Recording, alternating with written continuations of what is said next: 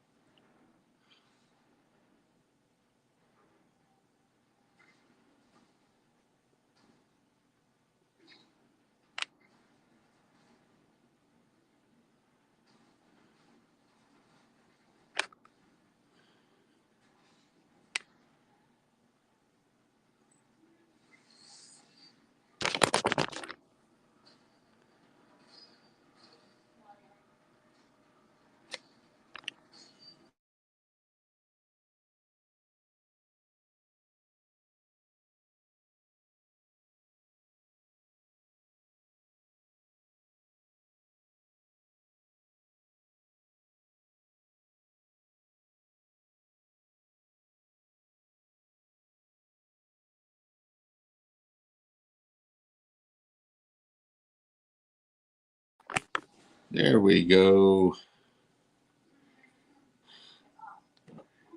Ladies and gentlemen, welcome. And I put the link up. Anybody wants to join me here? I see Dale's in the house. Jack Gellman, nice to see you. M4A2 Master, hello there.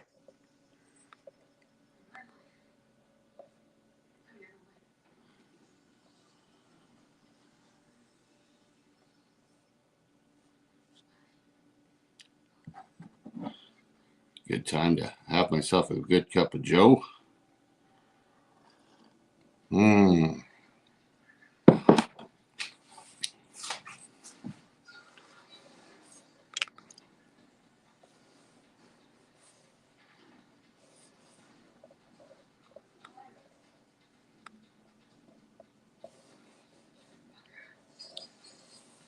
Coin World UK, come on up.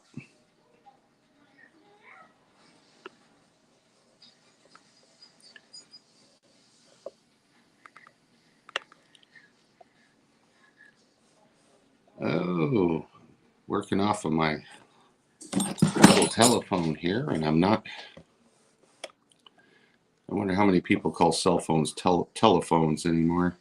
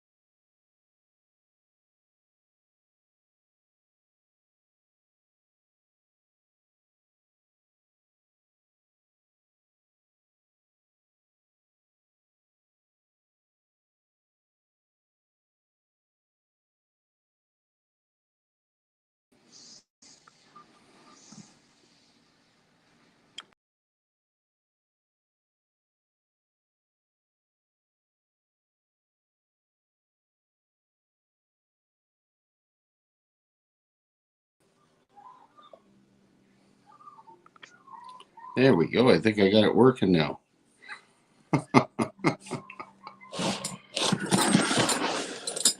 Well, here I am on a Saturday morning here in Edmonton, Alberta, Canada.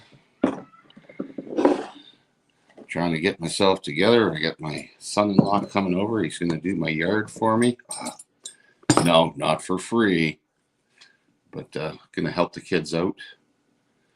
He's going to have a heck of a job. I got to, how can I describe my backyard? It's not junk ridden, but it looks a little bit like the jungles of Borneo. So he's going to have himself quite a task cleaning that out and getting things back ship shape. Right, the old skipper here isn't as spry as he used to be. Well, thanks for sharing that with that little thing, Neil.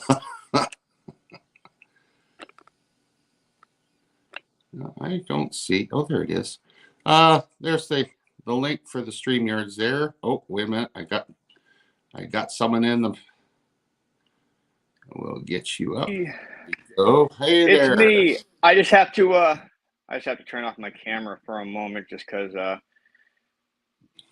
I'm shirtless at the moment, so trying to get dressed. I see your favorite fan is hanging around you there. It is. Yes. with the PCGS TrueView lighting bulbs. Ooh. So you can make things extra shiny looking. I did not know they even had something like that. Yeah, they actually sell them at there is a light bulb supply house like 2 miles from me, and they actually sell them there. Same bulbs that PCGS uses. They're not expensive. They're like $12 a piece. I didn't even know they. I'm going to have to look into that. I can get you actual part number. I'm sure you can get them up in Canada. You can probably Amazon them or whatever. Even. Sure. So where are you located? Missouri. I'm right near Uranus. Really? It's actually a real town, Uranus, Missouri. But no, I'm just outside Fort Leonard. Oh yeah. Which is the military installation, Army training center down here. Yeah, I'm about 9 hours north of Fort Henry Harrison out of Helena, Montana, which is we're right in Edmonton. We got our one super base up here. It's CFB Edmonton. Yep. I'm a little familiar with Canada, just on the other side of the country, because I'm from New Hampshire originally. Oh yeah. And about 2.5 hours from the border, so it was pretty easy to drive up there, really. Oh really? Yeah, I lived in St. John, New Brunswick 45 years ago. Nice. Yeah, I used to drive up to Oak Island all the time. Really? Yeah. When before the show really got famous, I used to go up there because they used to let other people go up there and just do some random exploring on the actual island before it was actually connected to the land. But we used to go up there in boats all the time and just have fun and do a lot of lobster fishing and crabbing. Oh, neat. Well, that's the right spot for it. Yeah, you get some of the best stuff there is out there. Yeah, I did some lobster fishing in the Bay of Fundy, and I also did some jigging. And jigging is a whole different ball game. Oh yeah. But give me fresh water any day.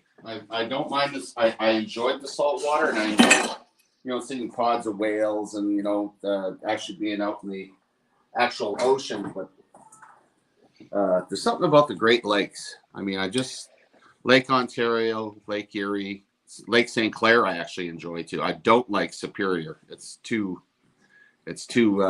harsh. Everything. I live like a half an hour from I believe it's still the largest man-made lake in America, which is Lake of the Ozarks in Missouri. Because it has more coastline than the state of Florida. Yeah, I've never heard of it. It's if you look it up on the map, it stretches almost from like one side of the state to the other because it used to just be like a river that basically they dammed up, and then it flooded all the I can't even say that word, estuaries. Yeah. And really, really took a lot of. They did it in the 30s and destroyed a lot of places, and now that they're significant places, but it's too late now. But yeah, it looks like a dragon when you look at it on a map. It's funny you brought that up. There, I'm seeing more and more of it where places that have been dammed up and whatnot, they've let the water out, and you're seeing the remnants of old towns and boats and canned people. Well, the worst part here is where they built the dam and stuff like that was the home of the Osage Indians. Oh. So there's, huge amounts of artifacts that are now basically underwater that'll probably, never be found again or completely destroyed. That's sad. And it's just because they didn't think about any kind of conservation back then, that, and they didn't really have any consideration of Aboriginal lands. I mean, it's Yeah, absolutely. you know, I don't know if you've been keeping up with the news. We've had the Pope up here doing a cross Canada tour of apology to all the natives. I'm not sure. Yeah, I think they need to do that a long time ago. They sure did. I think they forced his hand finally. I gotta put a shirt on here. Still cost the Canadian government $40 million to have come. Yeah. It's amazing how it costs the government for him to come and say sorry. Yeah. You want me to come and say sorry? I need you to donate, $100 million to my cause, and then I'll come and drive around and apologize. We had representatives from the Cree Nation here. Oh, there he is. He's finally shown up. There, we're going to add you. We had representatives of the Cree Nation here going, it would have been a lot better, not just an apology. How about helping us so that we have clean water on our reserves and better roads and little things to improve the quality of life a little bit here? Because a lot of the communities are very isolated and not kept up very well at all. And not every reserve has got a casino. Hello, Skipper. Hello, my friend. How's it going? A2 Master. Nice to meet you. Yeah, I met Skipper. I believe it was on Who's Your Stacking's channel, possibly.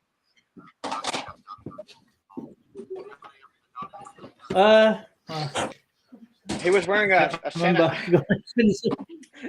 He was wearing a Santa outfit one day, as I remember. Oh yeah. One of my many times, yeah. Yeah, it was kind of it was amusing.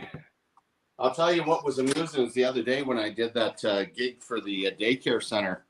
I was dressed up as Santa on vacation. I got a really great Hawaiian shirt with Santa on surfboards and reindeer on the beach and whatnot. And I showed up at the daycare, and then they had a pause where the kids went out to play in the yard, and says, "Well, are you going to come back for the hot dog roast?" I says, "Yeah, I guess we could do that." So Tracy's wearing her Naughty and Nice shirt with the Christmas earrings, and I'm dressed up in a Santa Hawaiian shirt with a Santa hat. We went to Southgate Mall to relax. Holy cow. I walked into the Lego store, and the employee's eyeballs popped out. Santa Claus is shopping.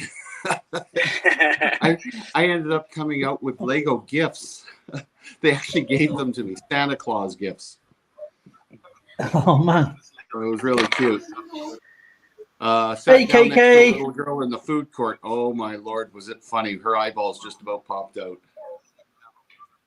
Yeah, that was a fun day. Mr. Jackman, Christopher Ty. As you can see, Neil, I'm on. nice to see you, my friend. Thank you for that White Mojo Wolf Collector, the Fanatic Pyru, Unlocked, the Bud Files, Michael Skipper, F2 Master, nice to see you. Thank you for joining Zoe's stream earlier. That was really, really cool. Appreciate that. Hey, it was nice to see her come up. So, yeah, Mr. First Mate, where in the UK are you located? I'm in Wiltshire, southwest. In Wiltshire? Okay. See, I'm from New England. Yeah, we're in the old-fashioned England. Yeah, I'm from the New Manchester. So, are you a Patriots fan?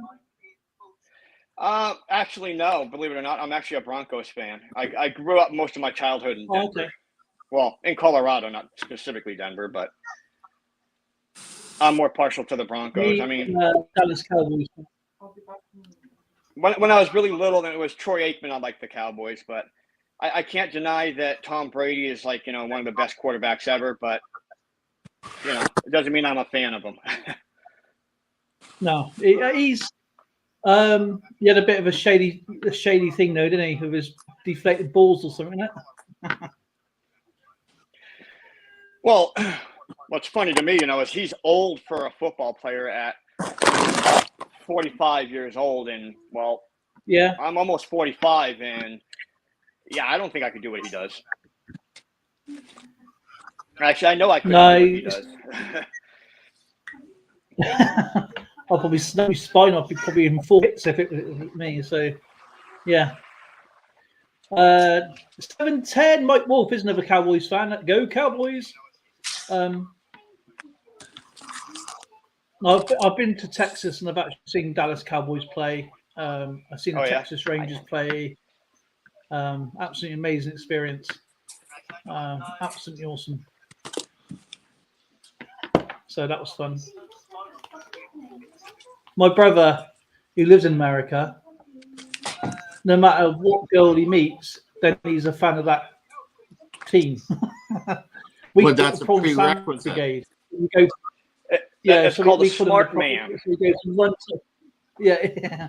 Talk about supporting your woman, but yeah, he goes, "Oh, I'm like, one is a Chiefs fan, he's a Philadelphia Eagles fan, Texas Titans fan, and he was, you name it, he's probably supported every team in the NFL." But that's just being smart. I mean, keep your girl happy, and well, things will always go your way. All we can do is try. Wow. Yeah. I mean, Numis Maniac's a Man City fan for some reason, but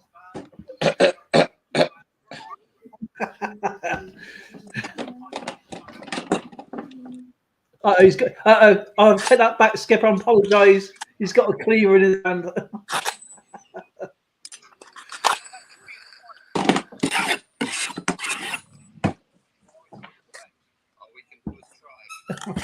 He's going to make some marshmallows. If anybody here that does Costco shopping, you have to start breaking things down and putting them in packages and freezing them away. Yeah. Oh, man, you're doing the breakfast, aren't you? Oh. No, that's not breakfast. Those are chicken breasts. Oh, is it? I thought you had sausages then. No, that's coming. I'm sausage on sneeze screen. That's why. My son-in-law is coming over to do my yard, and I promised to make him breakfast. So when he does get here at a decent hour, I'll make him a big feed of bacon and eggs with hash browns and toast. But, I just ate my bags, and that is very sensible. Do you use a vacuum sealer? No, they don't last that long. It's food. There's Lauren. There's our Lauren. Hey, Lauren. Here comes Lauren. I can hear that. Here that everything lasts pretty good amount of time. Yeah. Yeah. Even done this way, it's good for upwards of a year at least.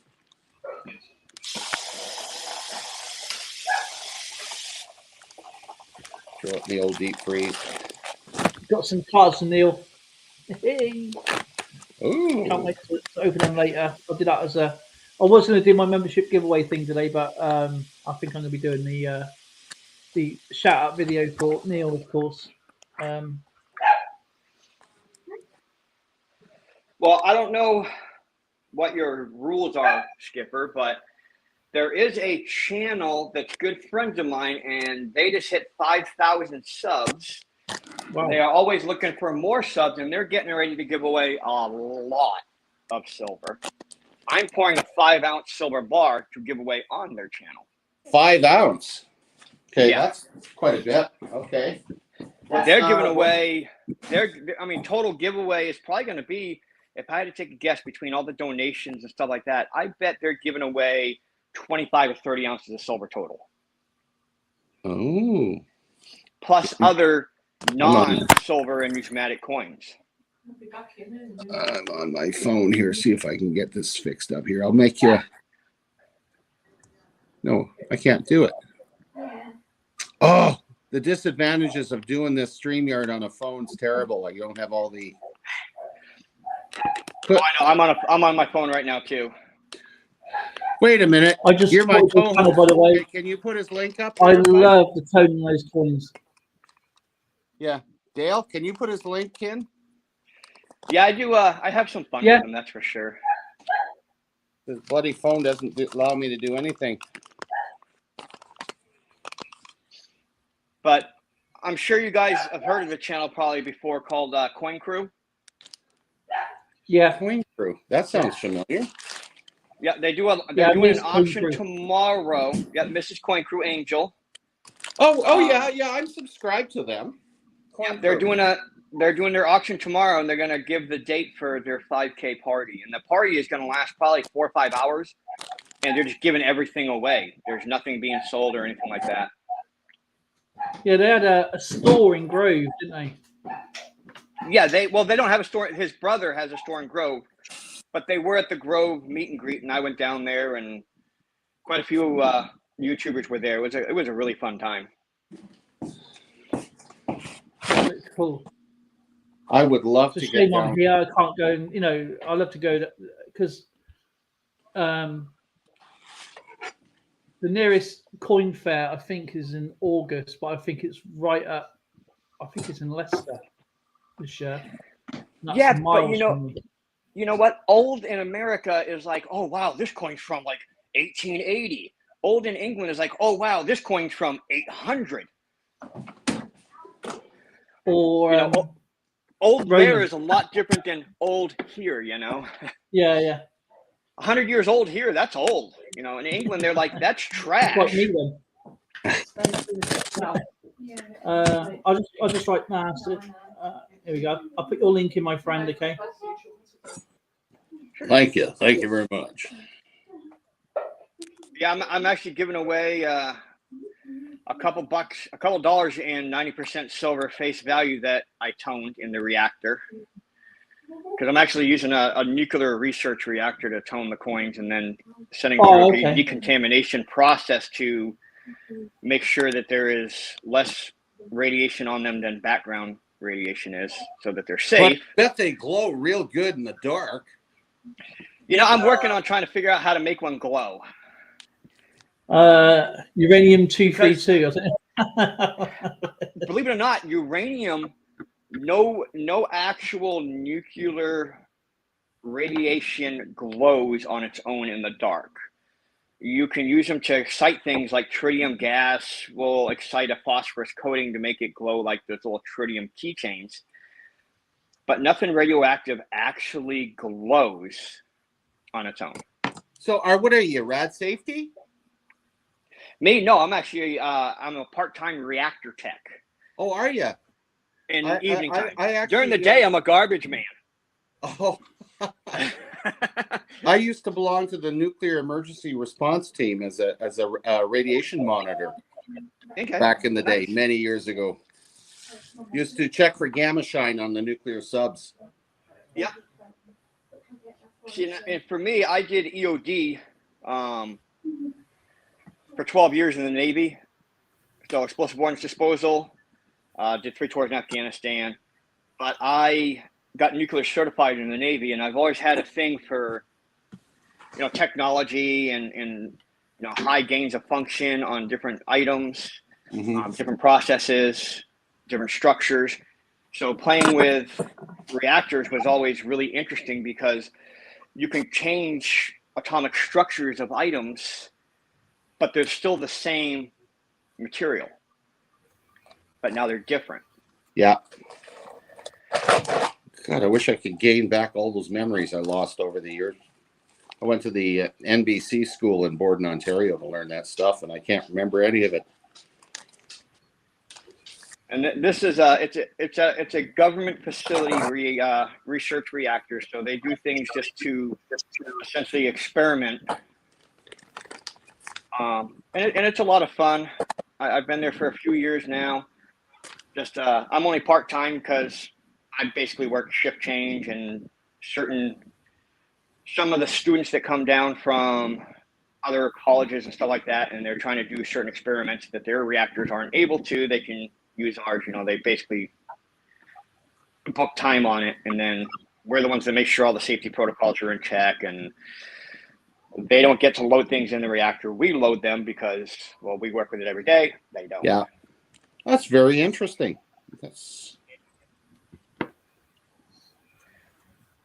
So I put whole tubes of coins inside the reactor, inside of a quartz tube, and then basically fire gamma radiation at very high power levels right at it. And I've never heard of getting toning done that way in my life. So my professor, who I still stay in very good contact with, here's what he says. Basically, I am superheating the coin on a atomic level where the coin doesn't get hot, because I'm moving the atoms violently, that it's actually basically heating the coin to cause the coloration. And then because of the material that the coins are made out of, like a cloud coin, is nickel and copper, right?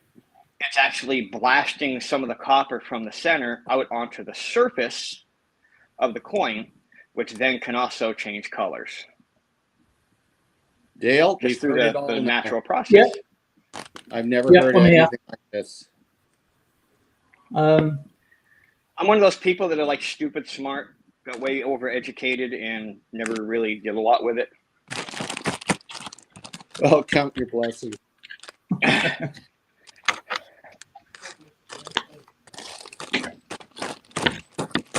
I enjoy it just because I'm always wanting to see what I can do and what I can come up with for new stuff, just to make it that much more fun.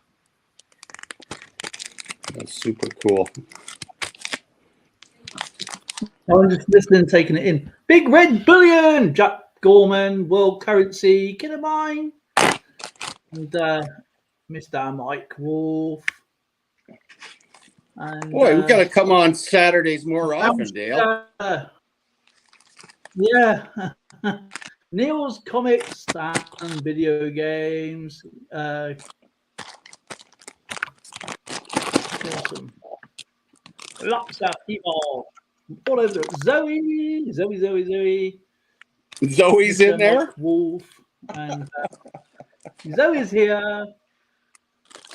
Mr. Big Red Billionaire, he is a great guy. Oh, another Canadian. Yeah, Big Red Bullion, he's an awesome guy. Yeah, he does some amazing work.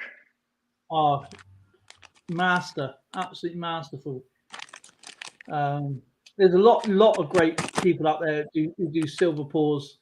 That is just intriguing to watch. Got that right. Yeah, I know Big Red. He pours stuff, and he does a great job pouring it. But he's got that artistic eye to really fine tune the item afterwards to make it just beautiful. And that's the part I don't have. Like, I mean, I can pour just. Oh, you want a donut? I can pour a donut. It's just gonna look like a really rough afterwards. Yeah. But no, he's as you say, he's got that artistic sense about him, and he's really cool. Absolutely amazing guy. Got a lot of time.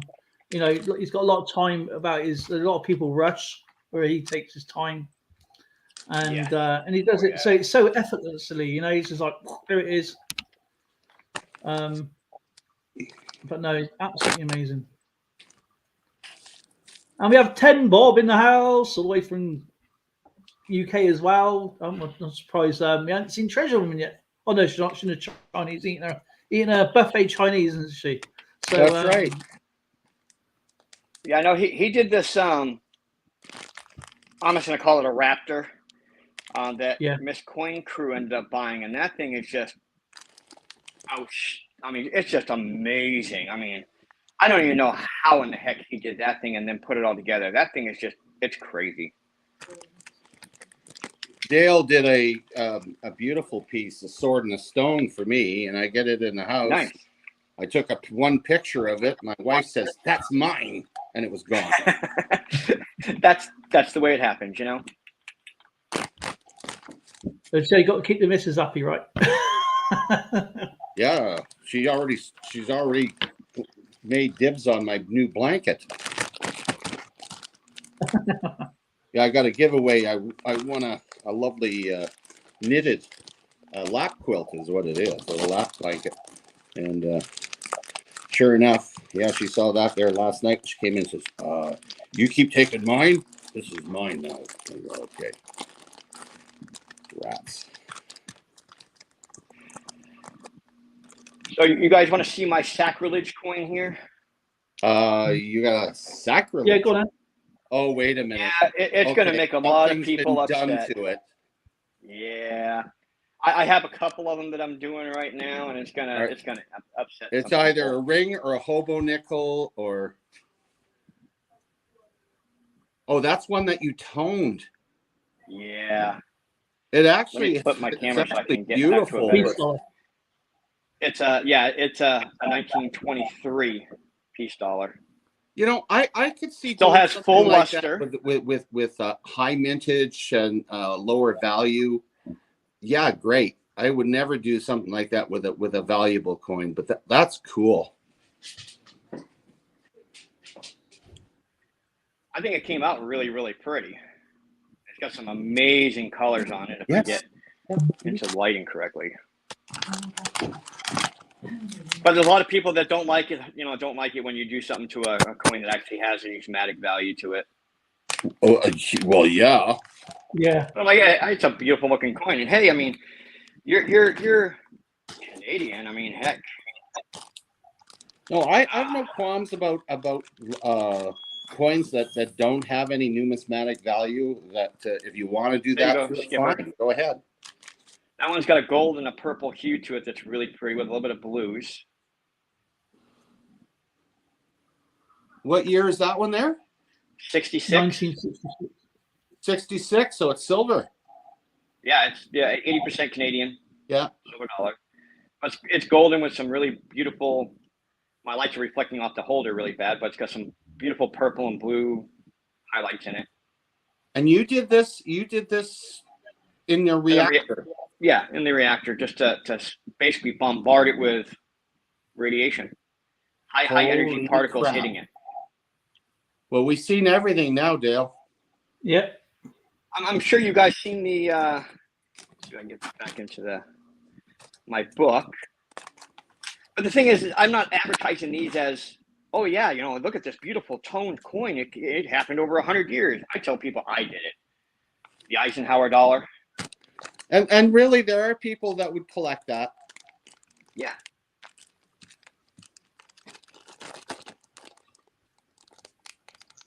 It's fun doing it. Send the guy counter over it first.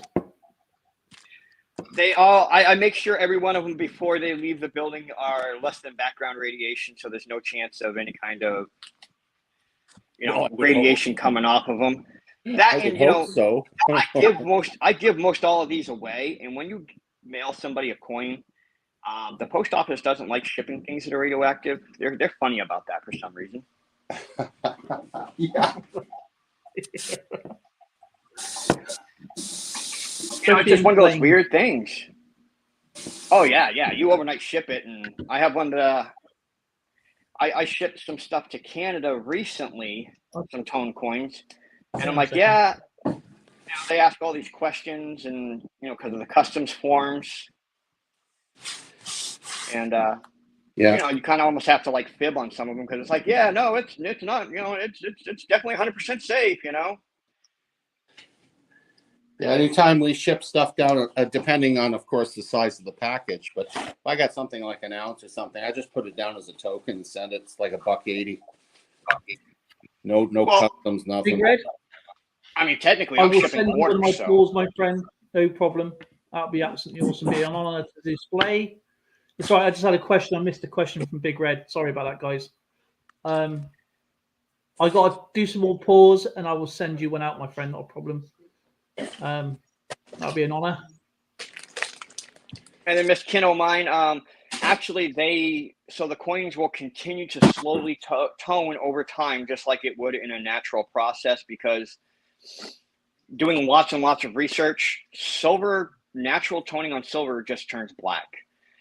All the colors on silver are caused by other chemicals. So when you see like a Morgan dollar that's been sitting in a bag for 100 years and it's got this beautiful toning on it, that's actually chemicals leaching in from the actual canvas bag onto the coin and causing it to basically stain it that color. It's one of those weird things. If you put a silver coin or even just a pure silver bar inside of a vacuum and do anything to it, it just turns black. And it's just, that's what silver wants to do. Gold actually will not tone at all. That's why they use it on like the James Webb Space Telescope for the mirrors, is because it stays perfect. It'll never discolor. So if you see a pure silver or pure gold coin that's toned, it's because of some other chemical that caused it to add color to it.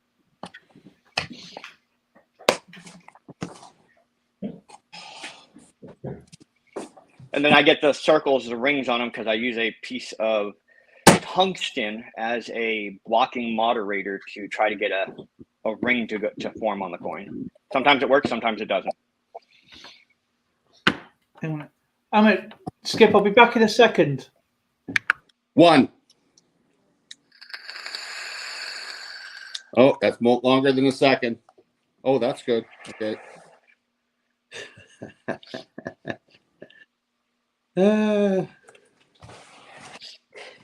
So what's the weather like down there today? It's actually beautiful out. It's only supposed to get to like 80 degrees today. Yeah, that's probably what we're going to get up here too. Well, it had been up in the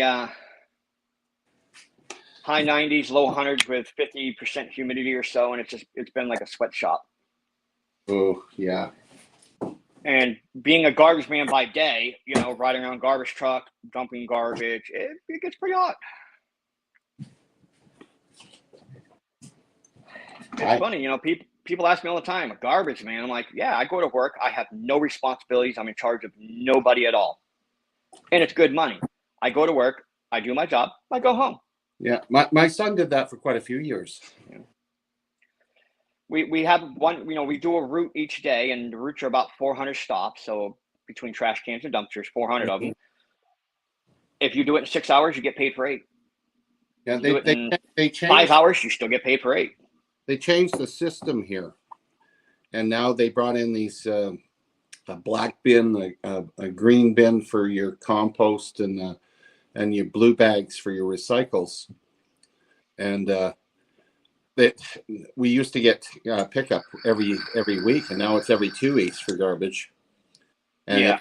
And heaven forbid if your bin is, you got too much for your bin, because they'll only take the bin, it has to close. Yeah, and see, like us, we're in a very rural area. Yeah, I mean, like the areas, the total areas we service, which is like 15 different towns, the total population is maybe 30,000. And we're not the only garbage company, because in like the city of St. Robert, they have their own trash and they do their own city limits, and we do all the county stuff, but we just have rules that tires have to be, sidewalls have to be removed. You can't throw away, hazardous materials. But for the most part, we really don't care. I mean, if it's in the dumpster, or if you call ahead and say, hey, you know what, I need to throw this couch away, and we charge like an extra $5 because of the time and the weight on the actual truck, and we still take it. We don't care. Yeah. Is it a back loader, side loader? What it's a rear loader. Rear loader. Yeah. Yeah. Old technology, but oh yeah, my brother used to have a garbage truck, and he would commandeer me and my brother, and we do all the country little towns and whatnot. So it seems to run in the family. Everybody gets to do it once in their life, I guess, when you got a family that's picking up. And the company I work for currently, it's a family-owned business. They've been in business for, I don't know, 70 some odd years. Best thing is you can keep yourself in pretty good shape. Oh yeah. Me, it's hard this stage of my life, it's hard just to get out of bed. Okay. Oh, I think, nope, Dale's not back yet. Can't see, who do we got in chat here? I'm not getting anybody here. Oh, we go. Hey, Mojo, boy, I've fallen way behind. Oh, Kathy, I'm trying to get my computer to turn on so I can actually see the chat a lot easier. And yeah, I'm not. I'm not. All I got is the StreamYard on, but I see Kathy's in. Kathy's Corners, Neil's Comics, Mike Wolf, Brown Sugar. Hi. Euro Coin Hunts in there. World Currency, Jack Goldman. All kinds of folks on here. Zoe snuck in there again. Christopher Ty, Red Bull Bullion, Kinemine. I have an iMac, and Yeah. I have it. I don't turn it off. I put it to sleep, and then you have to touch a specific spot on the screen to turn it on, kind of like you do on like a touchscreen phone. You know, like but you have to hit one specific spot on this giant freaking screen. And if you're off by like an eighth of an inch, it just kind of doesn't work. And I always freaking, where the hell is that spot at again? You know, so I end up touching the entire screen trying to find it. I see Little Ridge Farm. Yeah, I see your message there. Okay, tomorrow's fine. I'll look for the email.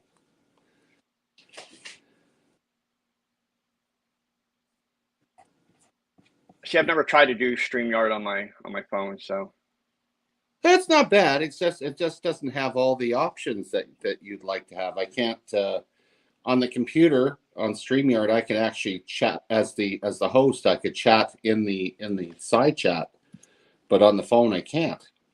Yeah. So I can respond, but only verbally,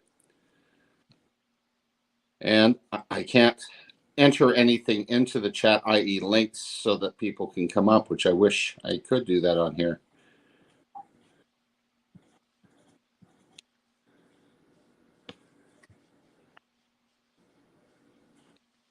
Oh, turn around.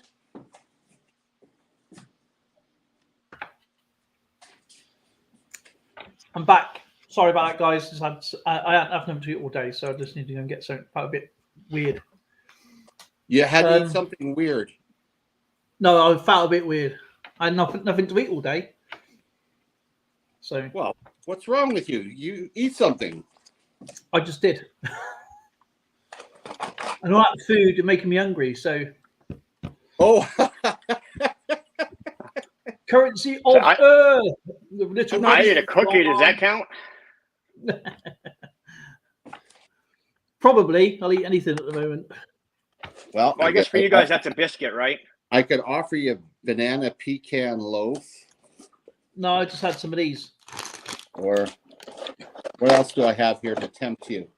Oh, how about cookies? Oh, the cookies.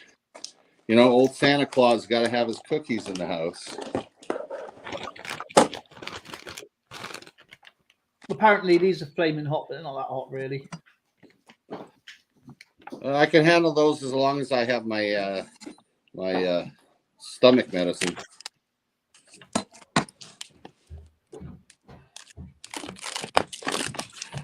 All so right. Take the dog out. So, what? Wendy's pocket change. Nice to see Wendy.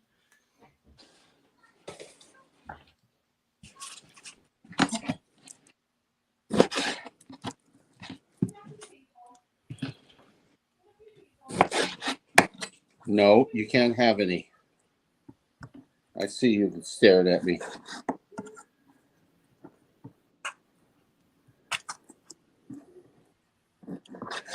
My wife likes doing up a stroganoff, and I like having the stewing beef for when I make my stews. All right, sweet. Now I got my actual computer on, so I can actually see the chat, even though the lag delay or whatever. Which means I can set my phone up here. Awesome. Possibly. Maybe not fall over. There we go. Oh, nope, it's going to fall. All right, Mommy, I'm ready when you are. They do get my phone with it. That's not in it. What do you do? No. Yeah, no. Jesus. So what are you bagging up there, Skipper? Oh, that's stewing meat. My phone fell over. I just they cut the butchers cut up the chunks a little bit too large, so I cut them down a bit. For a pack. And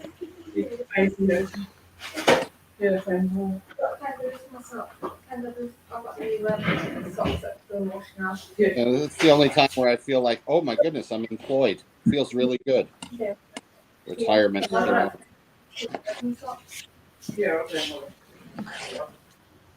It's always nice to have a feeling of a purpose. It certainly does. And the things I've been doing with Dale here have really helped a lot. It's nice to be able to get together, 4 times a week, do a live feed. It's only a couple hours each day. And, Yeah, it's a bit of fun, isn't it? So I'm just catching up with some an email here.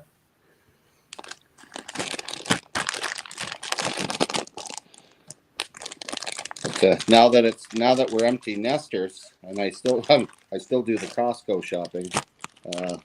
Things tend to last a lot longer these days. Yeah, but it helps you save a lot more money too, It sure does.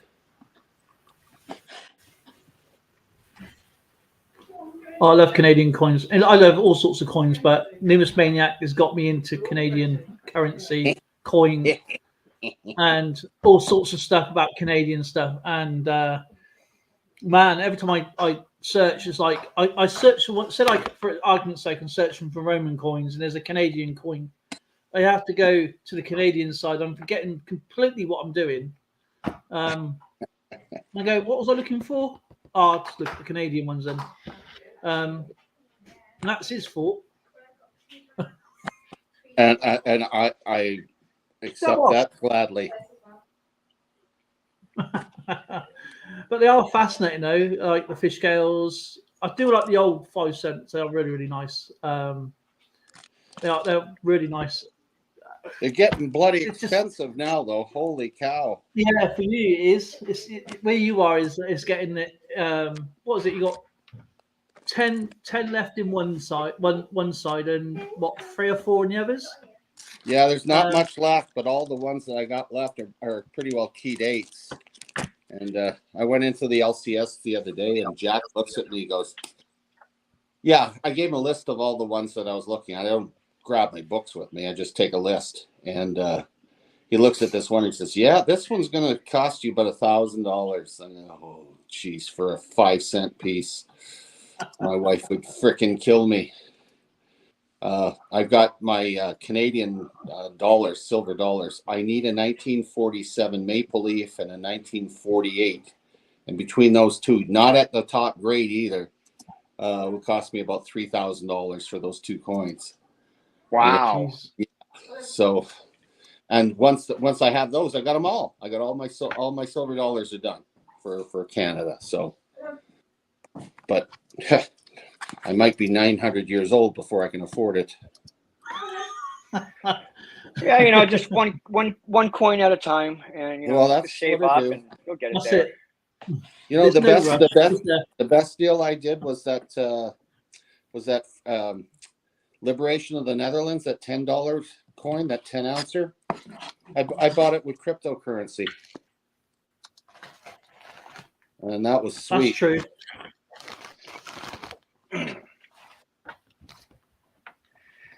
See, I would say I was smart, but really I wasn't. I had some people in my life that were very smart. That when I did my reenlistment in 2002, I got a pretty hefty sign-on bonus for reenlisting, and they kind of forced me to buy constitutional silver and gold rounds, gold coins in 2003. So constitutional then was 3.5 times face, gold was only a little over $400 an ounce.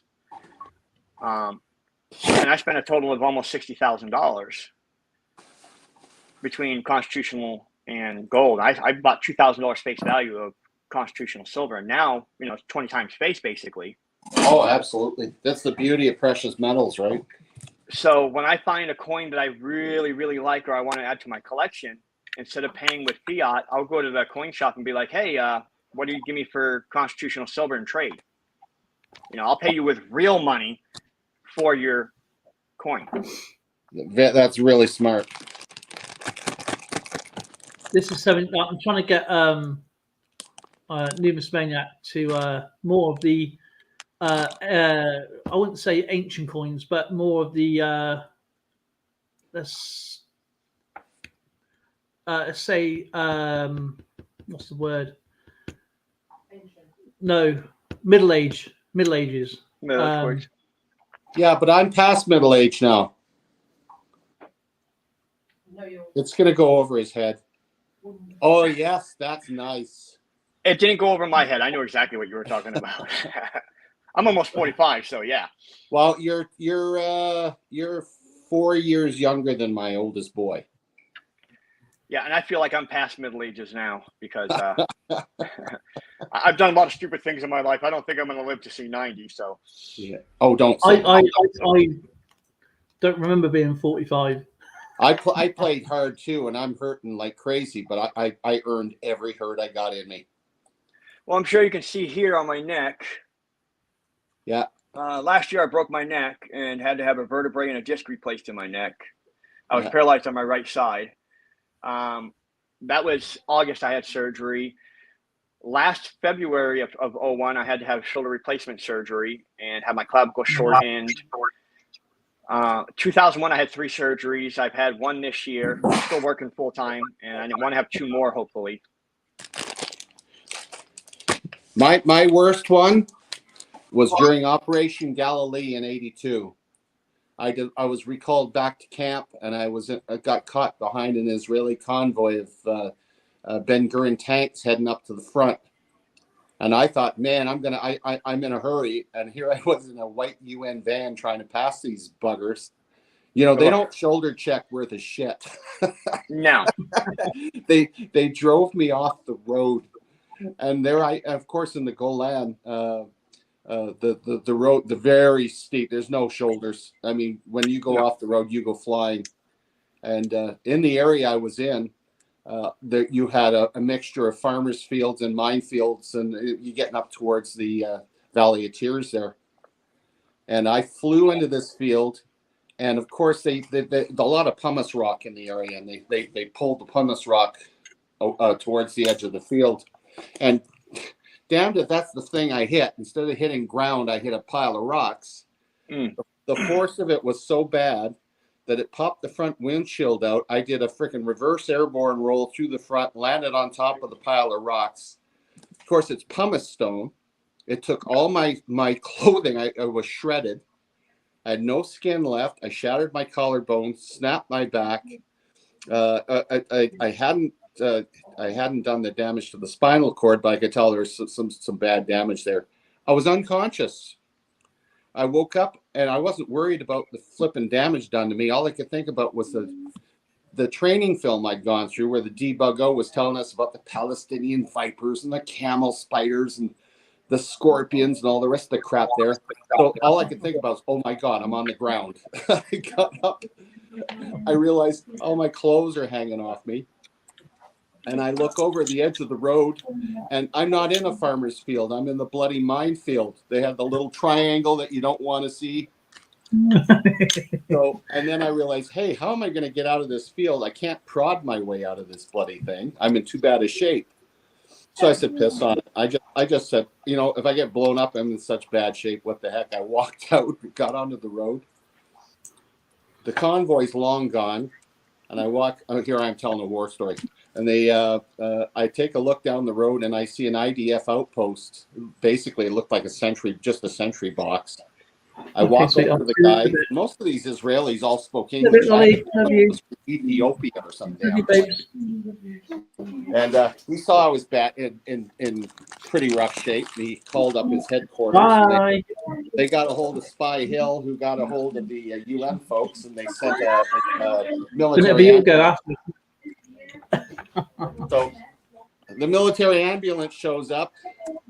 They gave me a good dose of morphine, and then they told me the good news. Our medical officer had gone on leave, so I had to go to the Israeli MASH unit in ZFAT. So they transported me there into a tent. It was like MASH 4077. I'm like, okay. First thing I see going into the tent is an Arab woman sitting there with her goat eating something. I'm going, oh, I'm going to get some real strange diseases out of this. I'm in trouble here. So the doctors were fabulous. They patched me up, wrapped me up like a mummy, sent me back to camp.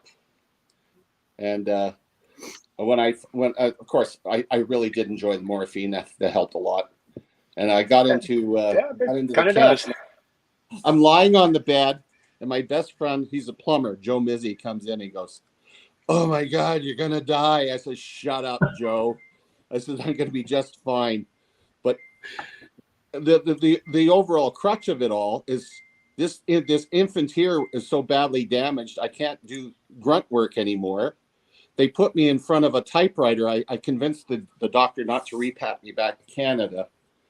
And I healed while I was there, collar and cuff, typing like this until I was His healed. typing's improved over the years. Anyway, there it is. Sorry, it's not quite war porn. I no excitement. It was just me being stupid trying to pass a tank.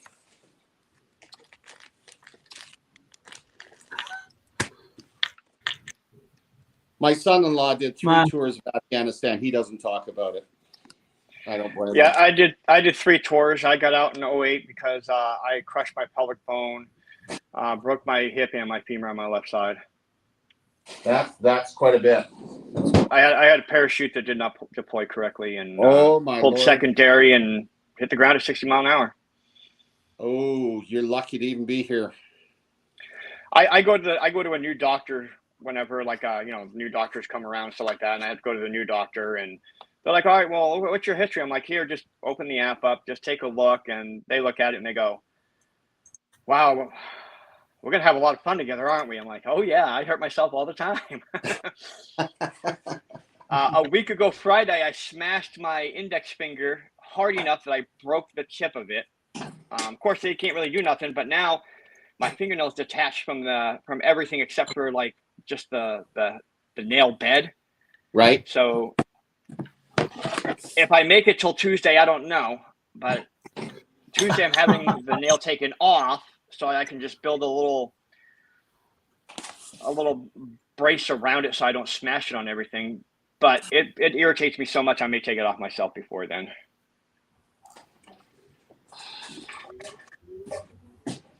How's your veteran affairs down there for taking care of you? So the VA hospital in America, the VA system is hit or miss. Some people have great experiences with it, never have an issue. And typically that's a lot of people who have medical issues that are easy to go in, do a surgery or something like that, fix you up and send you on your way. Right. The mental health system in America is struggling hard. They're missing the point.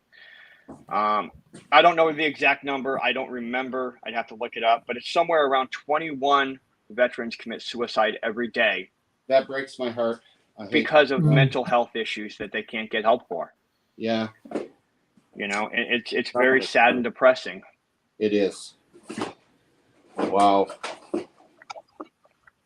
So, everybody in the chat, I know there's not 1,000 people in here, but, if you have a friend that's a vet, just reach out to them and say hi, and make sure they're doing all right. It doesn't cost anything to make sure one of your friends is okay, Exactly. It's just a buddy check. Yeah. Just say hi, make sure they're doing all right. Maybe put a smile on their face, tell them some stupid dad joke and brighten their day a little bit.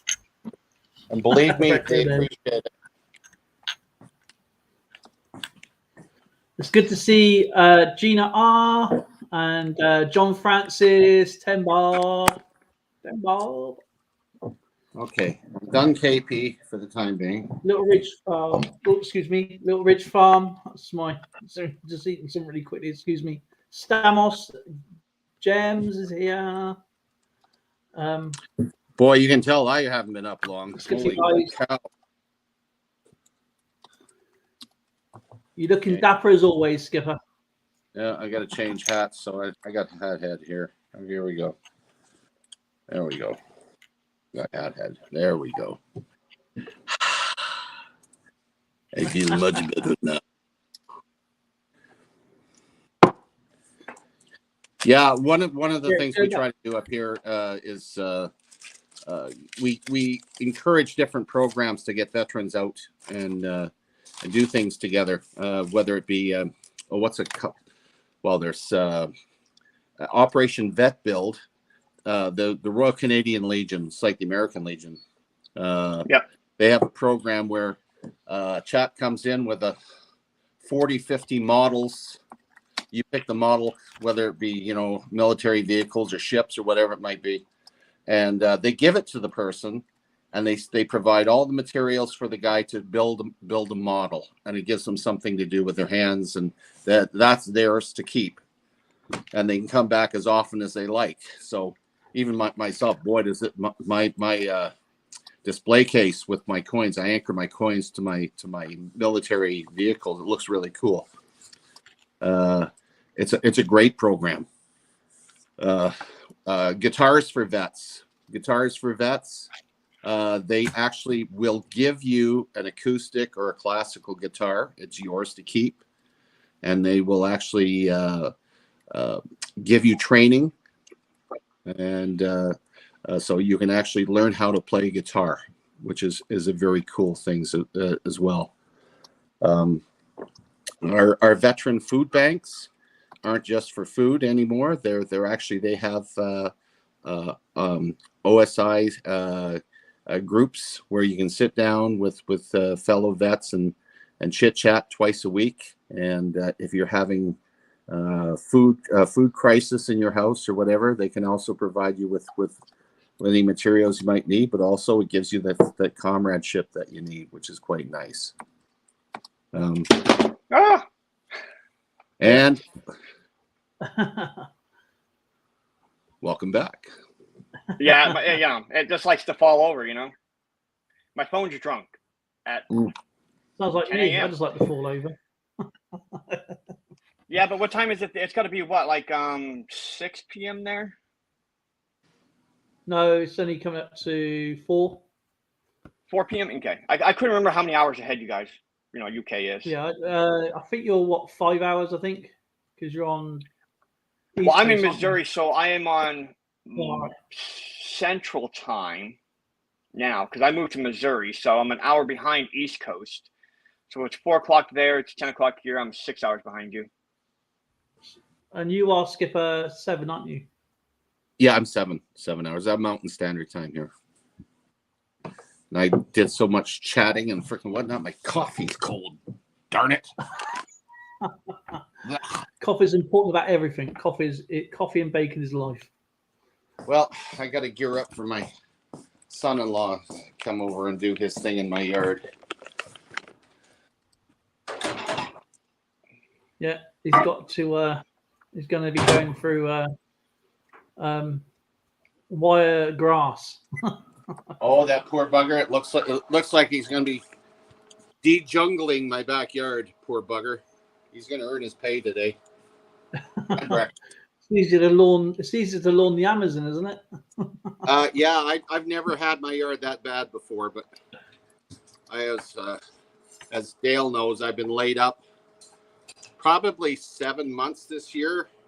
VA actually brought in a hospital bed for me, so I have you walk into the room and it actually looks like I'm in an actual hospital with a TV mounted over the bed and everything.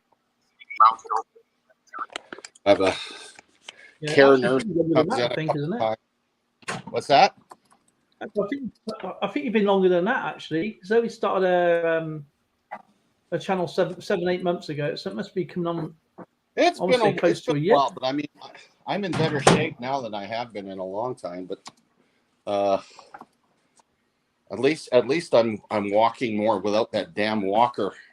You know, it does your ego something horrible when you're using those things. Oh, look at the old man there. Freaking old man. I'm 16 inside. What the hell happened? The thing is, they put him into a revolving door. Yeah. Well, you know, time goes by so damn fast. I mean, when I think back, It does. I did 22 years service. And I served from October 868 to July of 1990.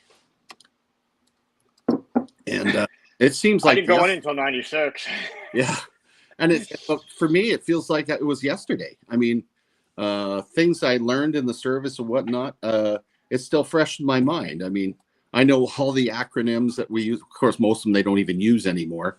The fire control commands and all the little things. We had a group range indication type of fire, general ridges, observation, undergrowth, non-passable defiles. Surface, shape, shadow, silhouette, spacing, movement for those rookies there. That's how you're seen. Back in the day, before we had the equipment to be able to see it, we could actually just wear khaki green and hide in the bush. Now everything's so high tech. Poor soldiers today, man, they got a lot of disadvantage. A lot of advantage too. I mean, our Starlight scope used to be either put on our FNC ones, their SLRs. But without it, you didn't have night vision stuff on your helmets or anything. We didn't have any of that stuff. Heck. Yeah, I got to use a set of the very first beta versions of the helmet-mounted night vision scopes, which, hey, guess what? They caused cancer. Oh, what else? They know they caused eye cancer because there wasn't actually enough safety protocols on them because, it's the government, so why do they care? And it actually caused a lot of issues and a lot of soldiers. I got lucky. I didn't really have much problems with it. I didn't really use mine that much either, though.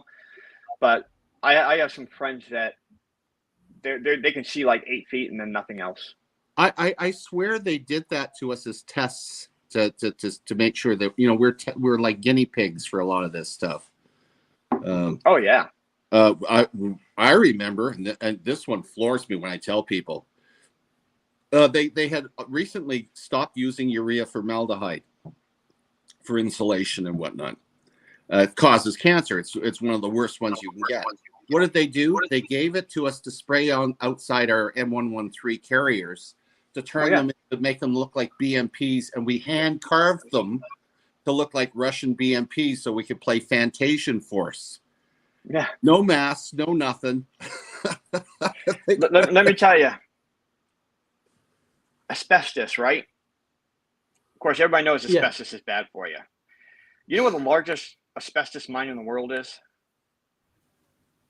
Probably US. I know we had Asbestos Quebec.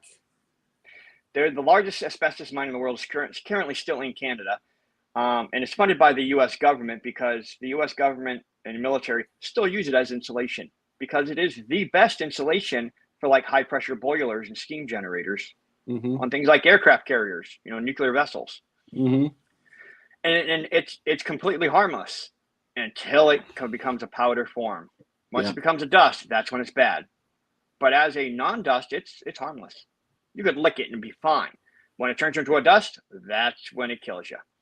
I used to pour bags of asbestos into 45-gallon pails of paint and use no mask, use a blender. It's a wonder why I don't have asbestosis. and I use a blender to blend it in, and then I use a high-pressure sprayer and spray it on the outside of houses to give a stipple effect. Yeah. But see, once you mixed it in with another element, it probably made it much more inert, especially with the liquid. Didn't help me, though, while I'm pouring it into the freaking paint. No. Well, that's why you have to use your you've heard of safety squint. You squint your eyes when you're doing something stupid. Yeah, that's right. That's when you have to use your safety mask, which is you just take a deep breath and hold your breath. Why am I still here? Oh, well. Yeah. I mean, I know like in the UK, they've had their experiences with doing some rather dumb things as well. Did you Uh, ever Did you ever make gaskets out of asbestos? We did that in auto shop in high school. Where we cut gaskets, and they're no, always. I didn't go to high school until like 1991. So Oh, okay. that was phased out long ago for Yeah. me. Like I said, I'm only 44 years old. I'm not bald at all. Like I don't have like a balding head. My head is actually, my hair is all there. It's just all white and see-through like. Because I've just done a lot of stupid things, had a hard life, and just really stressed my body out to the point where it's all gone gray. And now I've done a lot of things to get back into best shape I can. So trying to make my body young again. Good for you. But America's kind of like the UK's stupid stepbrother. They do something and it doesn't really work, so we try it again 10 or more times until it blows up in our face. I've come to notice that. Most people don't realize that America experimented with the curved jump decks on aircraft carriers like the UK uses. Mm-hmm. Just we were stupid and still tried to use a catapult on it as well. Now we're shoving aircraft at 200 miles an hour into this ramp. That doesn't work. Mm-hmm. No, it just goes straight through it, wouldn't it? Just pretty much. It compresses suspension pretty well on that aircraft, let me tell you. Yeah, it just literally buckle the undercarriage. Yeah, it puts them right to the ground. I get a kick out of looking at the Russian and the Chinese carriers with their curved ramp, and they are so significant. It looks like it was a carnival ride, for Pete's sake. It's so cheap. Right. Should I tell you a little fun fact about the Chinese knockoff of the suit? The knockoff? Okay, yeah, that's typical. Well, not only cannot fly a full payload, okay, because they made a bit of an error with the height of the aircraft, because once they load up the aircraft, the tires will shrink. So the weaponry or the tanks, whatever they're using, will hit the actual bottom of the ramp and cause an explosion. Plus, if they fill up with fuel, so you're more likely to, with Chinese aircraft, they look spectacular, but there are so many flaws. If they have a full tank of fuel on them, they're too low. Again, when they catapult off, the tanks will hit the deck. And when they land, they have to literally ditch all their weaponry because the suspension on the aircraft is so weak, it crashes into the deck. And Russia has got the same problem, especially their main aircraft carrier has been laden with so many problems. It's like Swiss cheese. So there's no problems there from our perspective. But the Chinese aircraft are so poorly designed. As I said, it's a knockoff of a Su or a Fulcrum or whatever. So yeah, it's they can't carry full payloads. And if they look the business, but they just can't fly very far or very fast, or their metal disintegrates because it's so weakly made. So I'd rather fly the Titanic than their airplanes. Fly the Titanic. Now, see, if countries like America, UK, Canada, and a lot of the other high technology companies or countries were actually smart, they would just release the plans for these aircraft, but just change things so that it doesn't work.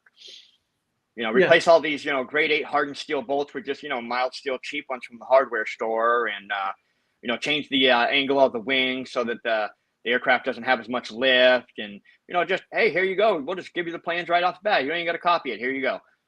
And that way they spend all the time and money building something that doesn't work to start with. Do you know why Russia names all its aircraft with a B, like the bear and all them? I do not. I have not heard this one.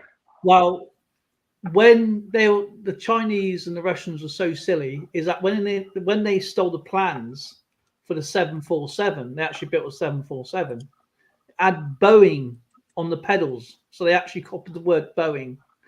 And so that's why the Americans and the British named it like the bear. So it's a few other I can't remember off the top of my head, but they're all named after a B word for Bowen's sake. Yeah. 10 So Bob for fun. said moss doesn't grow on a busy street. Yeah, but you have to qualify that's that, right. 10. Not in Glasgow. That's right. They have moss everywhere. I know what she's referring to there. I know what's headboards. Yeah, but in Glasgow, it rains what, like 380 days out of the year? Yeah, got that lovely 380 days. Lots of fog. It's kind of like that in Washington State, up on the Pacific Northwest. It rains more days than there are days in a year, I'm pretty sure. Mm-hmm. I was up there for a little while in Whidbey Island, Washington, and I want to say it was like 280 days of rain a year. Everything's green, but yeah, it's wet all the time. Yeah. I stayed in Hope, BC, same way. When Little Ridge Farm is saying about the baldness, and then 10 Bob is talking about grass doesn't grow or moss doesn't grow on a busy street, that means you're getting lots of lady friends. Right? Headboard rubbing.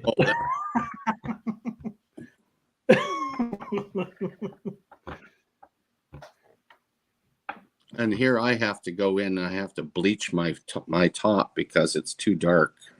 There you go.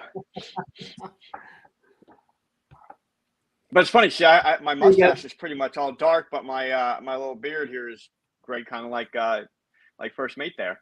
Mm. Yeah. He'll look a lot better this time.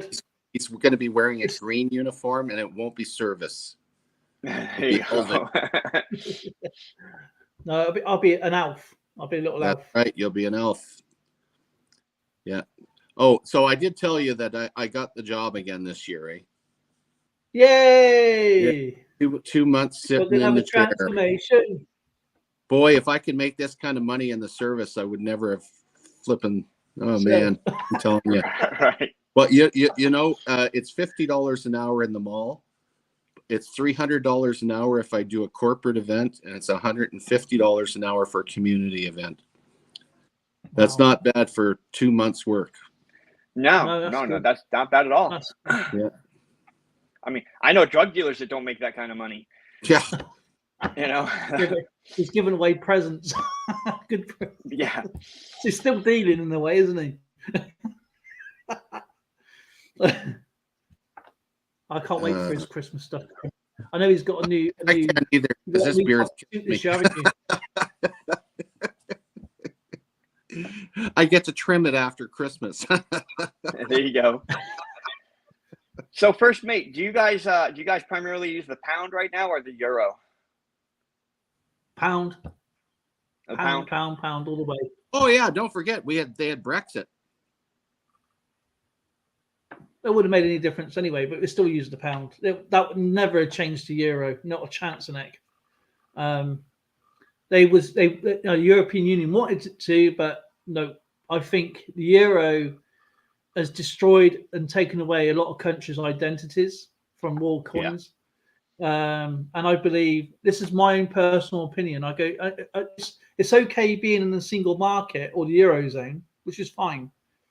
But when you start taking away their constitutional rights, their liberties, and their identities, and say, no, you've got to have our union flag, Euro flag, instead of your own country's flag, I think that's wrong.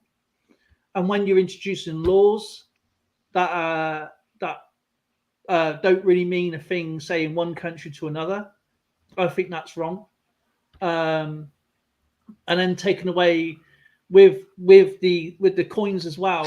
I think it's okay being in a single market, but everything should be the same. So whether you work in Greece, England, Ireland, France, and you get paid £10 an hour, for argument's sake, everybody gets paid £10 an hour, but it doesn't work like that in the Eurozone.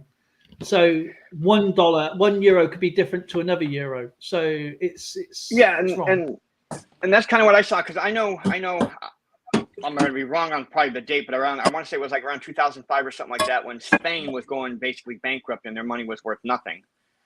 Yeah. You know, on the euro, if €1 was equal to £1, well, then wouldn't that make everybody in Spain rich?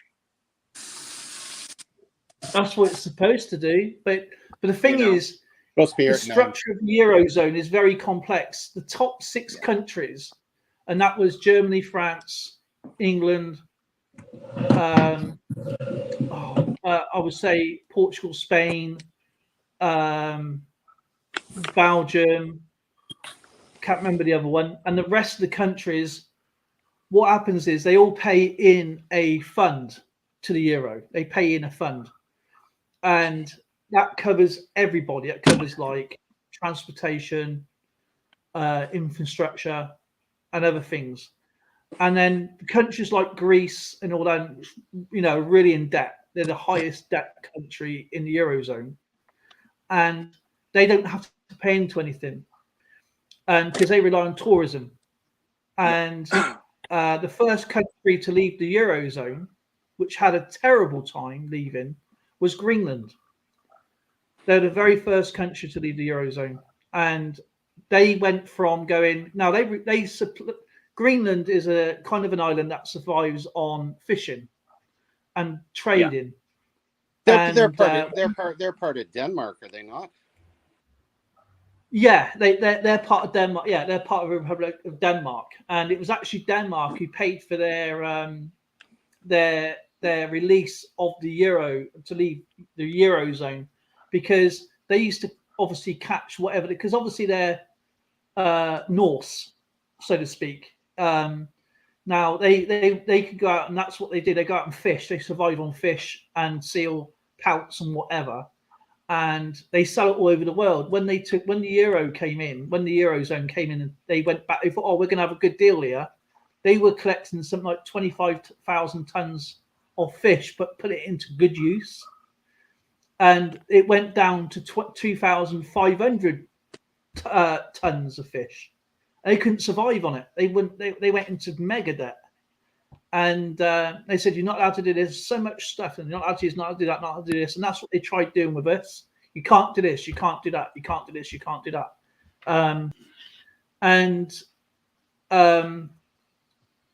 They tried doing it to Poland. Now they're trying to say, Poland, you have to pay 1.5 million. I think they're getting fined 1.5 million euros a day. And Poland goes, we don't care. Do what you like.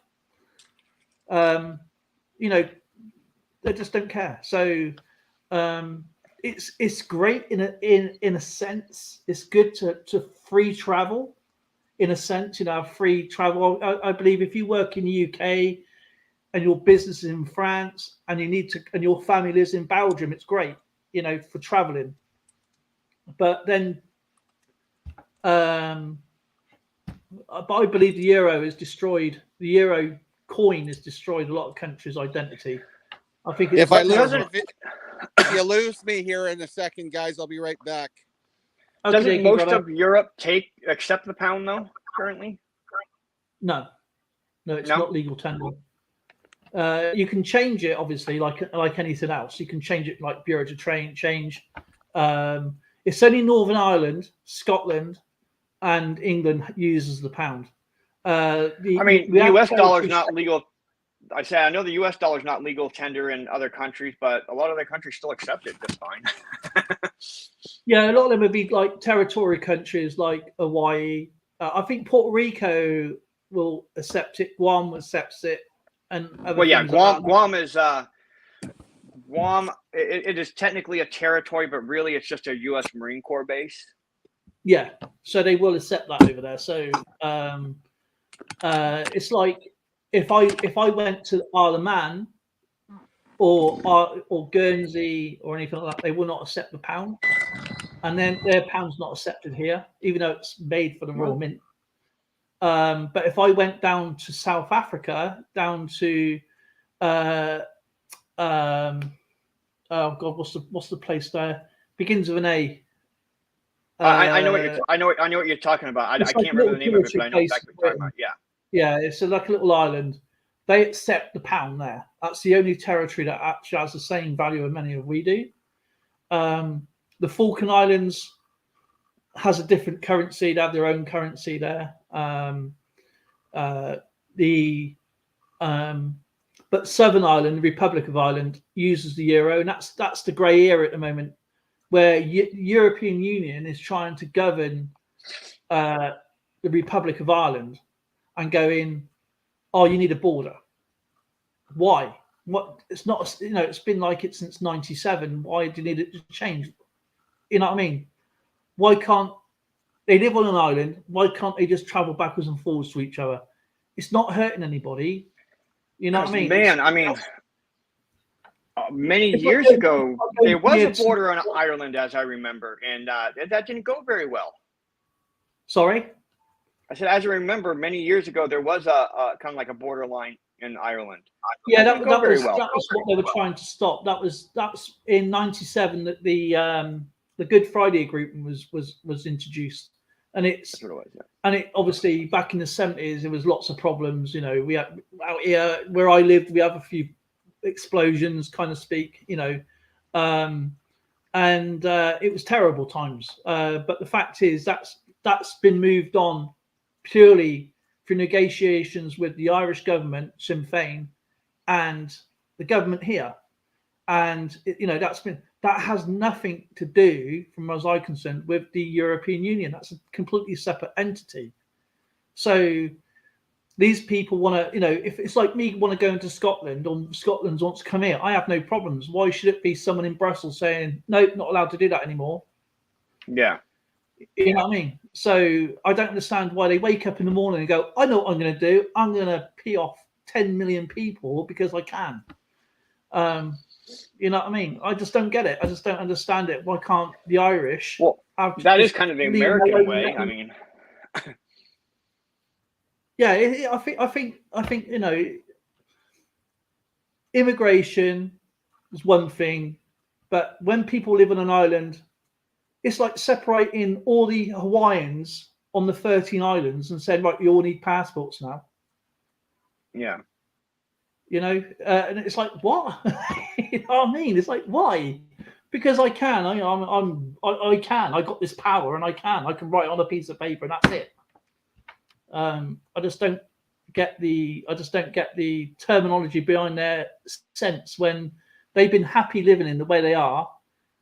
With that, with everything going on, they got travel. They can come to obviously their own country, which is England, and they can travel to Scotland. They can travel. I don't see the problem, but some people like to power trip. You know what I mean? That's the problem as well. I think a lot of people like a power trip. But yeah, I mean, Euro coin itself, some of them look really pretty as a coin collector, but I think they've destroyed a lot of countries' identities around the world. A lot of these kids today won't even know about Yugoslavia or, and countries like that now disappeared. Yeah, Herzegovina and... Yeah, all them, yeah. And it's a shame because that's why I like collecting really old world coins, because if any kid comes along, they go into my channel or anybody else's channel, they can go, oh, I've never seen that country before, never even heard that country before, and they can find out about the history, which is not. I know there's going to be bad things with lots of history, but the fact is people use these coins to buy things, to trade, and that's what I like about this, the stories behind the coin itself and the currency. But when the euro was, the European Union wanted to change our money from pounds to euros, not a chance for that ever happened. That was one of my reasons why I chose to leave, is not because I wanted people not to be in England, it's because it was the pure basis of they're dictating our laws to us. Why, no one, I shouldn't go to America and say, right, I'm not happy and I want you to change your life. You should go to a country and stop there. I don't know if you watch a lot of American news or not, but Americans try to do that to their own country. I'm offended, so we need to change this, and I'm offended, so we need to change that kind of BS. I like Tucker. I like watching Tucker. Yeah, Tucker Carlson. US I do watch him. Yes. Yeah. he sort of says it as it is. He's not. And Australian news I like because it's completely unedited. They don't care. Yeah, they don't it's care. no watered down. Yeah, they got their values, but over here it's so watered down. It's there could be a massive thing going on, and they try and put it down to other topics, and they love scaremongering. Scaremongering's their main ingredient, and then you've got they other love people. that. They love doing that here in America too. Let me tell you, they love the whole fear mongering thing. Speaking of scaremongering, I think we're all old enough that we've seen things in our lifetime. I'm 50, and I've seen stuff, and they said, "Oh, this is the hottest day of the year," and all that. I think, no, it isn't. I guess it's not the hottest day. I guess in 1911 it was even hotter. Yeah. And it was 1912. 2012. Then it was that scaremonger with the linking to the Millennium Bug. It's so much history that we can go through, and what people. I know I go off topic, but what a lot of people don't realise is that if you live in a country like England, now we're a very tiny country as England as a entity. When you start building up on land which is not really supposed to be built on, you need water supply. Yeah. So you need canals, you need underwater reservoirs, you need all that. So they got to get the water from somewhere, which is from the lakes. Oh, yeah. That lake's drying out. That was full 6 months ago. They don't realise another 100 miles away there's been a brand new town built, and they're getting their water from there. It's got to go somewhere. Yeah. Factories use a lot of water. You know what I mean? And somebody's got to keep the machinery cool. You know what I mean? People use water every day. And they're saying, "Oh, don't use that. Don't use so much water and all that." But fortunately, there was a lake. There was a lake in Russia, and I can't remember what it's called. It was huge, and they used to go fishing, and this is quite fascinating.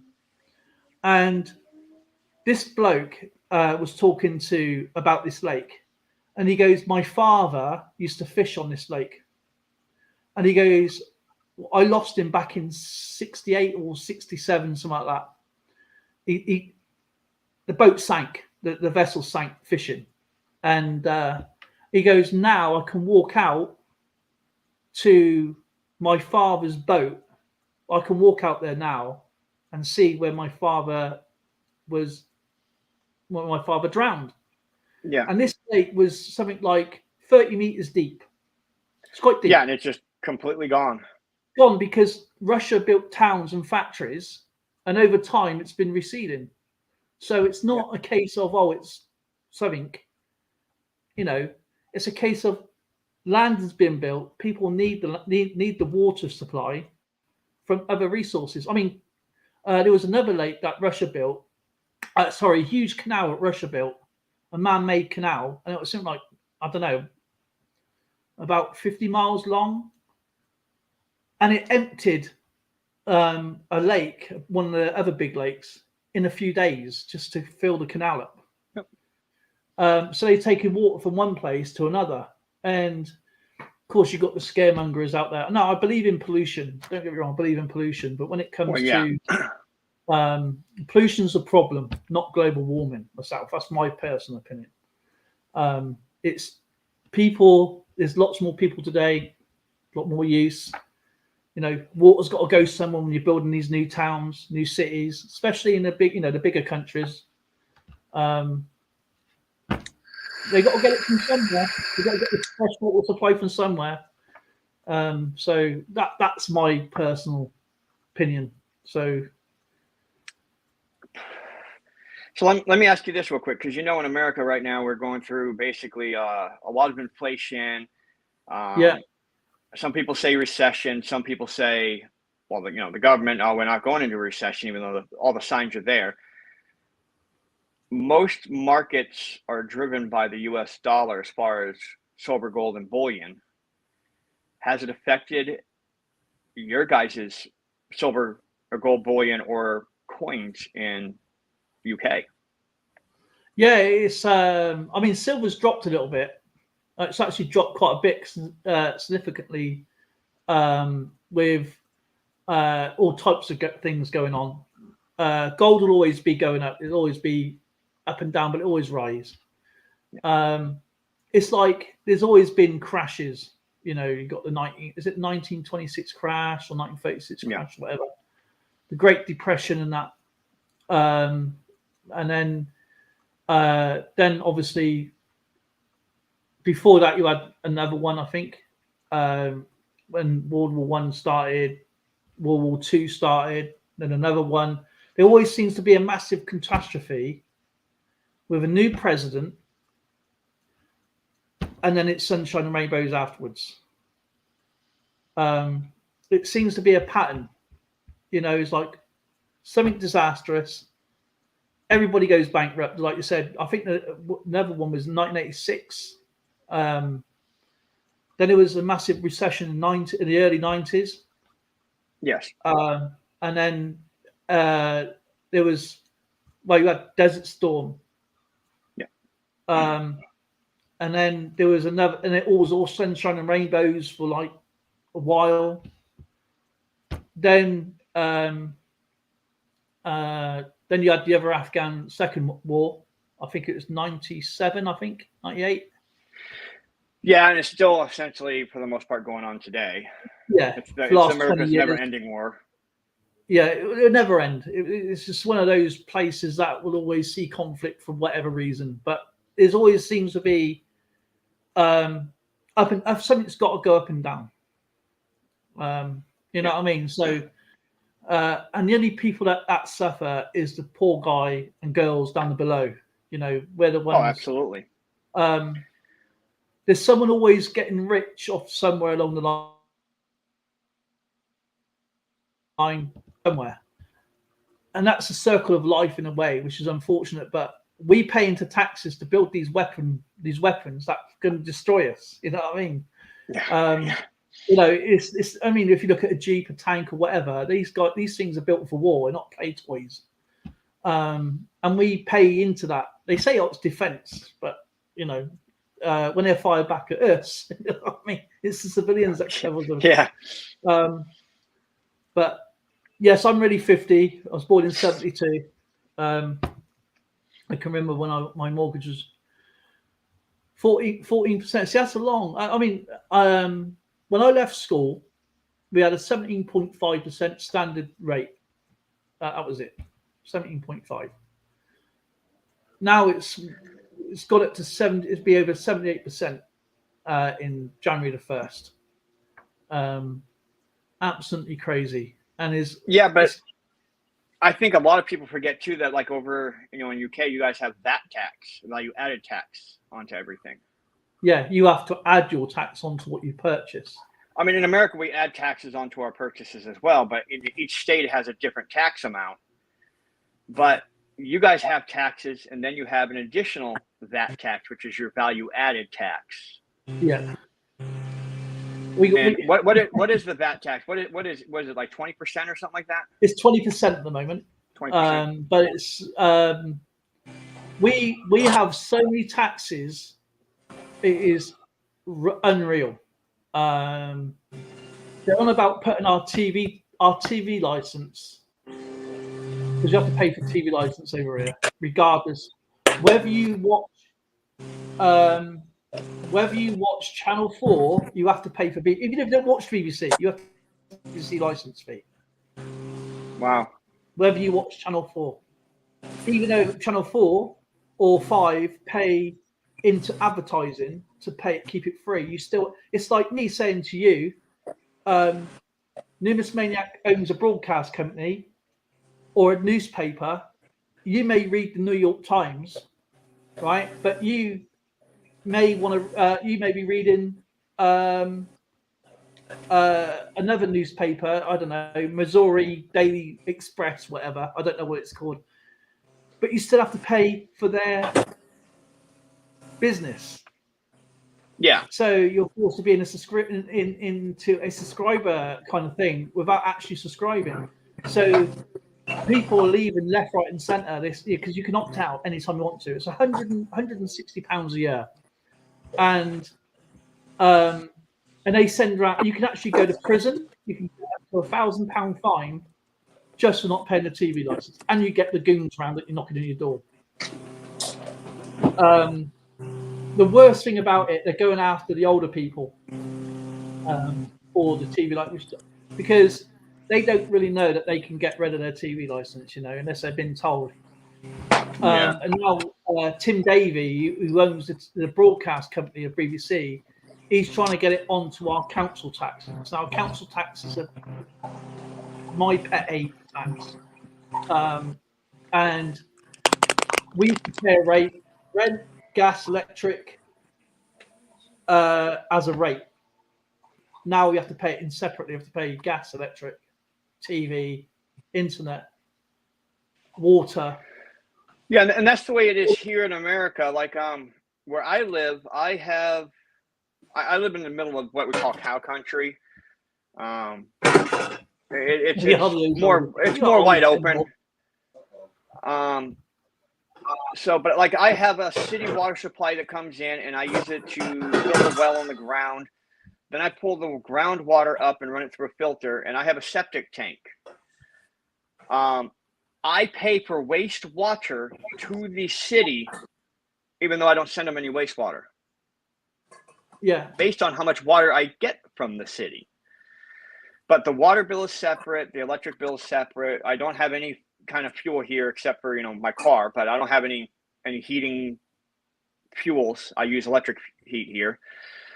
But yeah, here everything, cable bill separate from telephone, from cell phone, from TV, everything's on a separate bill here.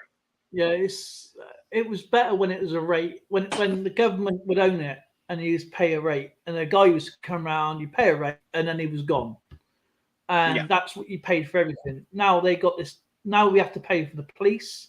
People don't realise we pay for the police. We pay for not just this. We pay our taxes as normal, like everybody else, but there's accounts that pay our fire, police, charity. We're paying to a charity, charity should be optional, so I believe. And there's the police commissioner, the council for emptying your bins, but they don't really do anything. I don't understand why people, if you own your own home, you paid for it, you paid your mortgage, and you're quite happy to take your own stuff, your own waste down to the tip to get rid of it, to do that. But you still have to pay a bin when they come around. I don't understand that. That was the whole point. And this thing is going up every year. They said when it was, now Margaret Thatcher introduced that, and she introduced it into Scotland, and there was massive riots everywhere. Riots on riots, And I was earning just under £1,000 a month for a 16-year-old, 17-year-old, and I saved up, paid for my car, I paid for my driving lessons. I'm not long past my test, and I thought, yeah, there we go. I'm going to get my birthday money because you get a bit of a pay rise when you turn 18. Of course, April come along when the tax year comes around, and I got my pay slip, and it was 670 quid. I went, what the hell is going on here? Right? I thought, where's my money? So I went over to pay. I didn't know nothing about. This is why I vote. This is the reason real why I vote, and it's very important. And you have to pay for the tip wheel. We don't have to pay for it here. You have to phone up and book an appointment. But here, when I went over to the pay office, like I said, look, I said, this is what I earned last month. Now I'm 18. I'm earning half. And you're like, what's that? I goes, what is poll tax? Oh, that's compulsory tax. That's a new thing that's been coming to. I said, I've never even voted. I've just turned 18. It was never about another 3 years before we have to, or 4 years before another election comes round. And I said, "What is poll tax? Explain what is poll tax." And the girl couldn't explain what poll tax was. It's just something that's compulsory. And I thought, sod this, I'm going to vote. And that's why I voted every single time, because if you don't vote, then you lose. That one vote of yours could be crucial to everybody, you know? That is why I vote. And you know what? I've never, even now, I earn about the same now being medically retired than I did when I was 16. So the inflation rate has never gone up to me. So it's crazy. Leave it those. I'm sorry, Ten Bob, but you're not old. I don't understand. Ten Bob, you are a young lady. We know you're a young lady. But yeah, if you took like sofas, fridges, and stuff like that, yeah, you have to pay a thing. But when you do it yourself, when you have to like go and tip it yourself, that's different. You're not 65.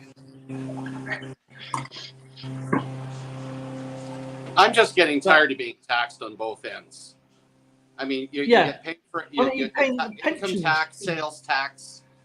Friggin', we're just overtaxed. Yeah. What's the other one? The worst one. Now, this is the most craziest one in my lifetime. Now, say you live in say you've got a family of 5, yeah, or a 3, and you say you've got 2 daughters and a son, or 2 sons and 1 daughter, and you got your own, yeah. So you got 3 bedrooms. You got one for the girls, one for the boy, and your own bedroom. They turn 18 or 19 or 20. They go and meet their own girlfriend. They go and meet their own boyfriend, and they go and live their own life. Yeah. They introduce a thing called a bedroom tax.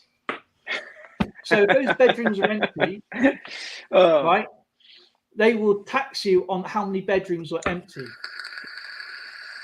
And that caused so many problems. That's too far. It was ridiculous. I mean, Ten Bob. I mean, it was such. I mean, I've heard of crazy taxes in my life, like the beer tax, the window tax, and stuff that we used to have over here back in the day. But a bedroom tax.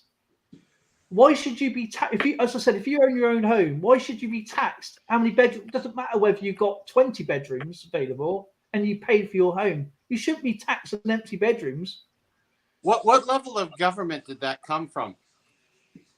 That came from the, I think, from Cameron's government in a coalition. I think that was. Bloody hell! I'd be talking to your MPs, man.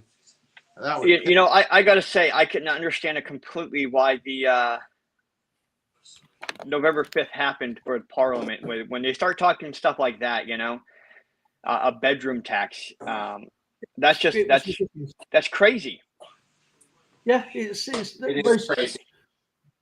I had to move out outright. I had to move out and before my mother died, I had to go move out, and I wanted to go move. I couldn't move in to my own home, which I grew up in, because of a bedroom tax, and it would have put my mum's taxes up so high. Right, so you can't move in because I got the bedroom tax, and I've got because that'd be and then it'd been like full wages on her because she was working full time, and she was paying like a you get 25. It's only, you're talking any pounds, only a few pounds off the tax. And I said, look, I'll pay the bills. Don't worry about it. And that's what I did in the end. I ended up taking over all the bills. But my goodness, it was crazy. That would bankrupt me. Well, I'm an empty nester with a big house. I'd be screwed. It would literally destroy your. It was destroy. I don't know how much the bedroom tax was per se. We had to prove that we didn't have all the bedrooms. We had a 5-bedroom house at the time because obviously we had a big family. So my mum was paying 4-bedroom taxes, and she didn't tell us because I didn't even hear about this tax until I got home. I went, "What the bloody hell is a bedroom tax?" and it was 20. It sounds like you needed. It sounds like you needed dogs with first and last names. Yeah, exactly. It doesn't like that. Yeah. Each dog has its own room, you know. Oh man, it was ridiculous. We tried telling our mum to downsize for years. You know, downsize. But it's over here. I believe that we've got the most corrupt government in the world because we got nothing to play with, and they're all out to outdo themselves. The only card we got is the NHS, and that's all they keep saying. Oh, we're going to make the NHS better. We're going to make the NHS better. We should do this to the NHS. They don't do anything else for the people. So what's the NHS? National Health Service. We pay into that as well. People don't. Okay, it's for not your free. universal health care. Yeah, it's great. It's time you Brits have your own tea party. You got to remember, I'm one of those dumb Americans, you know. Half the people in America think we should have a universal health care. They just think that it's magically going to be paid for out of thin air, and then they don't understand that, like most countries that have a provided healthcare system, it's getting paid for by the everyday person with a tax. And in some places, the healthcare really isn't that amazing because it's universal. Yeah, it is abused. I mean, I do my get free healthcare because I'm a military veteran. Yeah, but I know people Which is fair enough. I believe you should. Yeah. I mean, I pay $34 a month to have TRICARE Plus, so I get a better healthcare where I can go see any doctor I want. But I know people who basically are on the American welfare system. They don't work. Their job is basically to have as many kids as they can and just live off the system. They get free healthcare, and like they stub their toe, they go to the doctor or go to the emergency room because their toe hurts. Yeah. It's. It's people don't understand. Like if everybody had free healthcare in America, I mean, America is a big country, and there's a lot of ignorance in America. Everybody would be going to the doctor for every little thing. Yeah. And the system would get so backed up that people who actually needed services wouldn't be able to get them. I believe everybody should have healthcare, dental care. Okay. But in a way that it suits the person for their medical needs. Yes. Now I've had to go through a medical system since I was little, and we there's a thing going around at the moment. It's been going for. We call it the International Health Service, not just the National Health Service. When I was in America, I was in a bar with my brother and his friends, and I was talking to this girl who was serving, and she had the Union flag on her T-shirt, and she noticed that because I put my passport in to prove that I'm over 21 at the time, and blah blah blah, and she goes, "Oh, you're from United Kingdom?" I went, yeah. I goes, "Do you know what flag you got on your T-shirt?" And she goes, "Yeah, it's the English flag." I goes, "No, it's not the English flag." And she goes, "Yes, it is." I goes, "No, it's not." I goes, "That's the Union flag." And she goes, "No, because my boss has run his establishment for 30 odd years. He knows what he's talking about." And I goes, "Well, I've been in, Great Britain for 36 years. I think I know what I'm talking."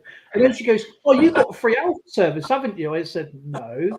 And she goes, "Yes, you have. When I went on a holiday, I hurt myself and I got myself fixed, then flew back to it, and they didn't charge me." I goes, "Well, you're one of the lucky ones." And she goes, "Now I asked my friends to go there, and when I come here, they take a flight because it's cheaper to come to England for a week than it is to go to a local hospital in the United States because you end up with a big, massive bill sometimes, whatever it is." And then I said, "Well," I goes, "if you told that to a lot of British people, they probably wouldn't like that very much." I goes, "We pay into that." And they said, "How?" I goes, "For our work." I goes, "We work and then we pay X amount of money out of our wages into the healthcare that is for our family, our friends, our other other care, like the care sources. It goes, it's for everybody that is there to use it, not use it and abuse it. And and I think that's what people scared of, is that type of socialism kind of thing as well. But it's a great thing, because once it's gone, people will miss it. But you do get people over here abuse it. There was a woman, right? If you have your look at this, there's some stupid reasons why people visit the ER, right? There was a woman who got a new job. She decided to wear high heels. Yeah. Now she had to walk to a new company, which is 2 miles away. But decided to walk to the ER, which is like 1.5 miles away from where she worked, because her heel's hurting. But when she gets there, she said, "What's the matter? What's the matter? Oh, my heels hurt. My I don't know what's wrong with my feet. There's something wrong with my feet." And they obviously gave her the X-ray and all that sort of stuff. There's nothing wrong with your feet. You've been overstressed because you've been wearing high heels. And so she had to walk all the way back from the hospital home, which is now almost 4.5 miles. So it's some crazy stories why people been to the it's you probably, like in America, they've had some crazy stuff like that.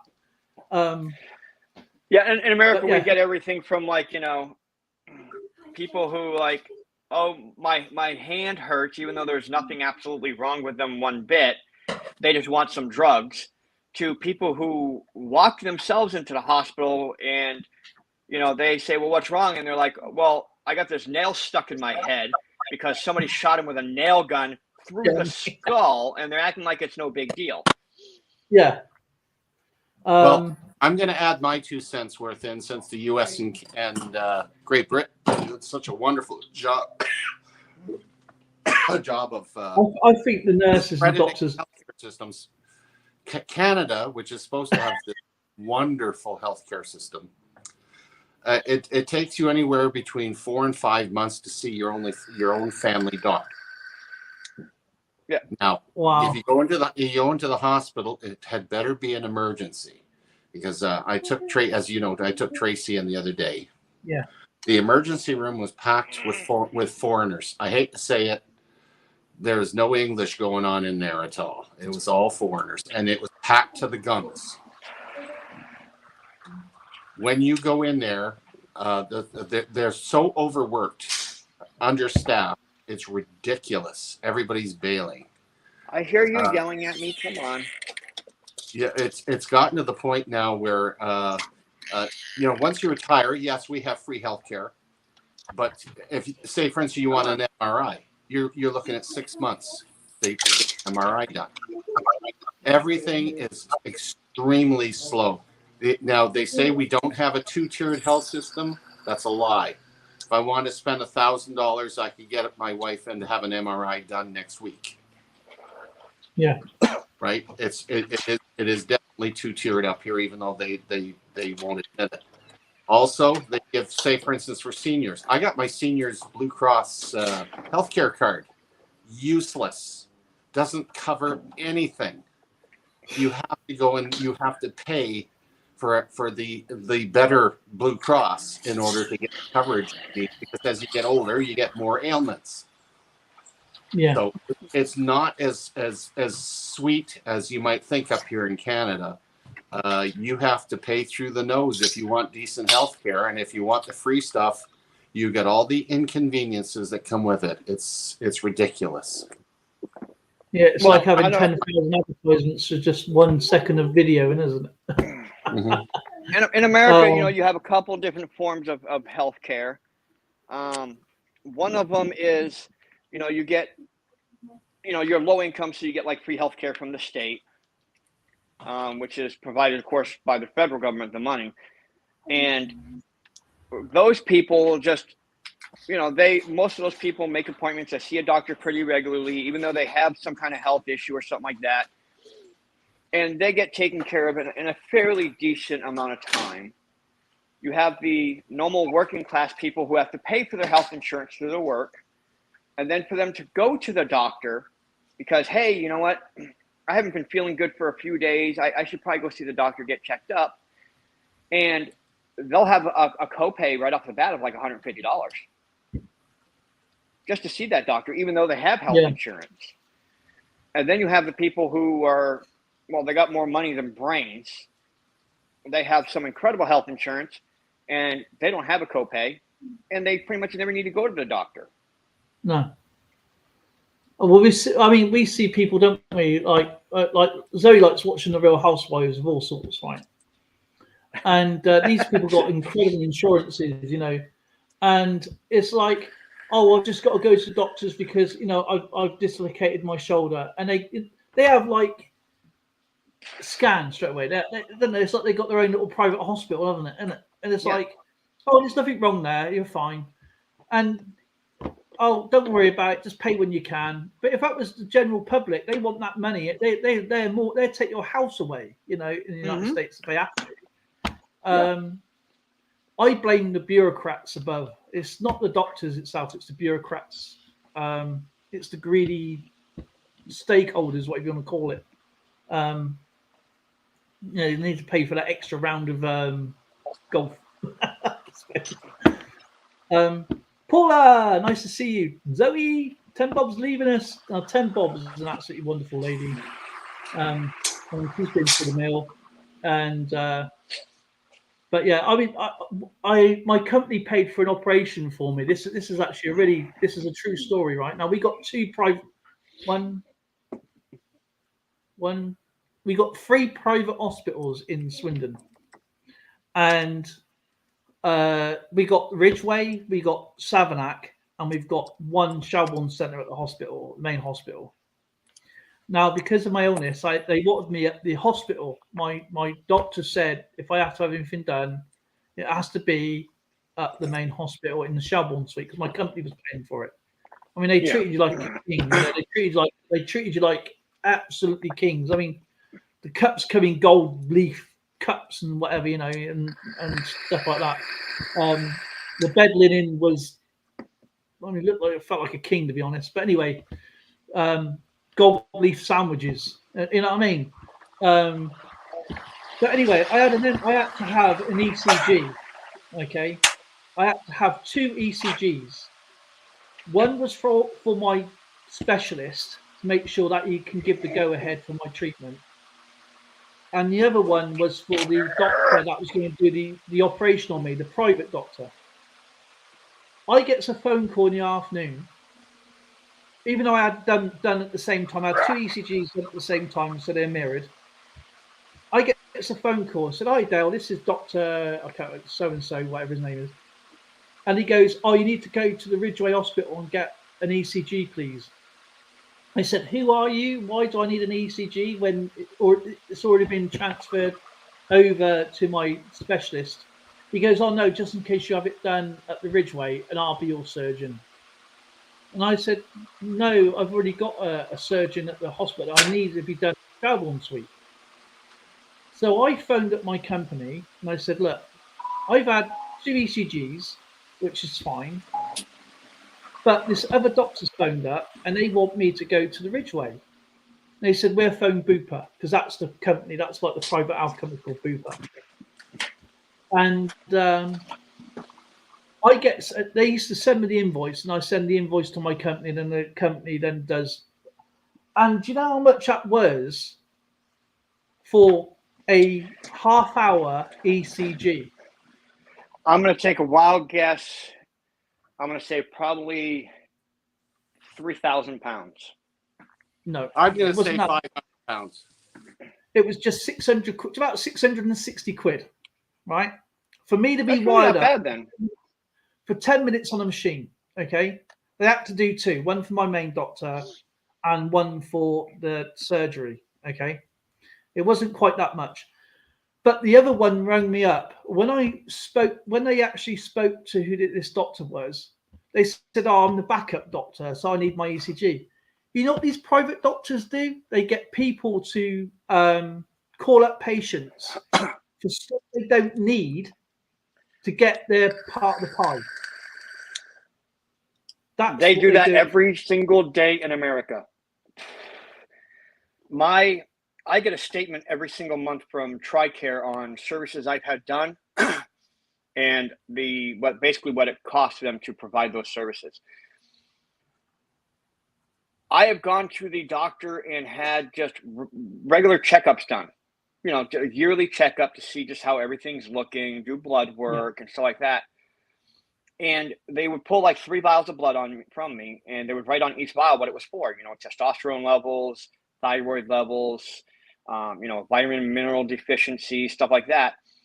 My statement would show up from TRICARE, and it would have all kinds of other tests that they did or billed for that were never done. Yeah. Like, I'm pretty sure I remember peeing in a cup for them to do a urinalysis test for proteins. They billed them for it. I didn't pee in no cup. It's ridiculous until people start asking questions. Because obviously I've been going out the hospital since I was little. So to me, it was like, hang on a minute. It raised a lot of questions. So that's why I called my company. I said, I don't even know this doctor. I've never met this doctor. And I think a lot of people are too frightened to ask questions as well. I'd go after that company and sue the bloody buggers for that. Yeah, it was this doctor. They all do it. They all encourage people to, as you say, you get these tests done or whatever the case may be, and they start adding their own charges on. I mean, these charges were not. I mean, I might as well go to Coin AZ and get a number because he'd have flipped out of his head. You know what I mean?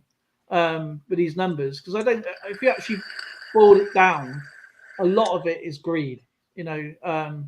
Because the billing I had from the second doctor was over £700, even though I was already billed £600, £640. It was £320 each, even though the other one didn't actually go through because it was for an NHS doctor, so it wasn't classed as they didn't have to pay it. And I said to him, "Why have you been billing like 2 things, one to my doctor, why can't you just send an email?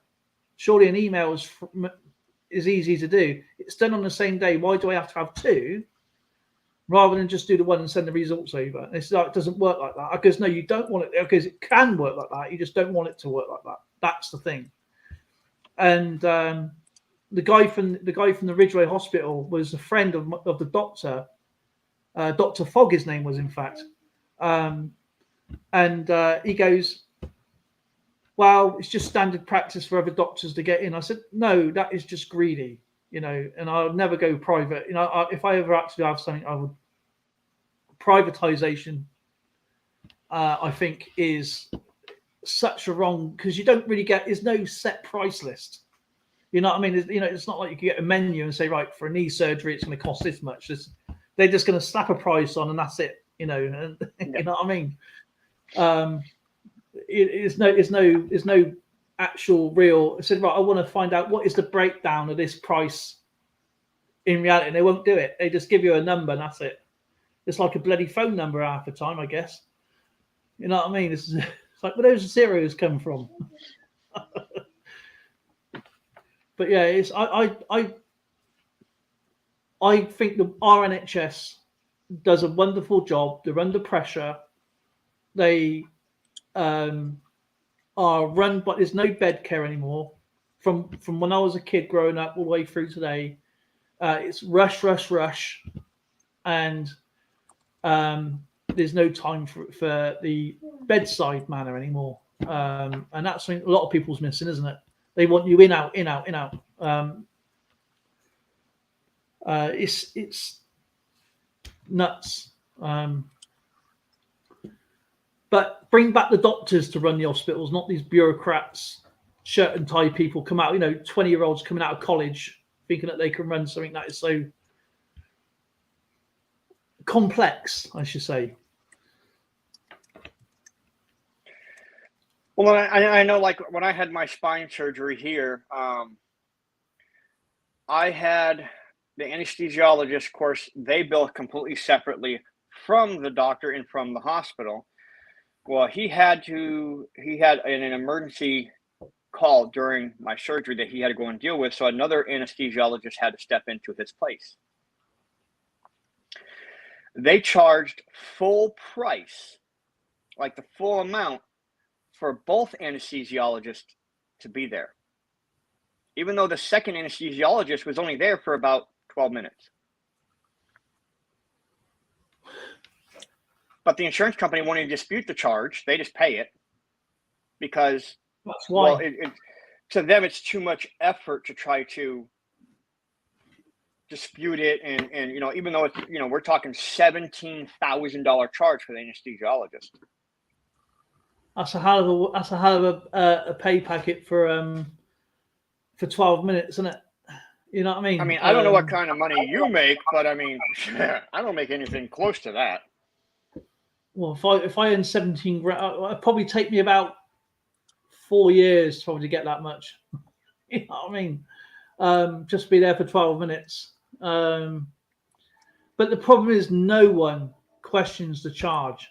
You know what I mean? No, and I think that is why this smoking gun is killing a lot of people off with this numbers that they come up with. It's like they got a random picker number off YouTube somewhere and gone ching ching ching ching price. But yeah, it was ridiculous. I think some people will question the charge. Some people may not. They think that must be it. That must be what it is. But I think if they actually gone down to, you know, boil it all down, it doesn't even come close to that. What they're saying. No. But it's in America, especially, you know, it's a very big money-driven society. Like where I live, I know in UK, I'm not sure about Canada. You know, we have state inspections on our vehicles once a year. Yeah. For where I live, it's once every 2 years. And if your car doesn't pass inspection, then they give you, you know, a fail sticker, and you have to have it fixed before you can register it. Yeah. But if you got the money, you can just pay to pass. Yeah.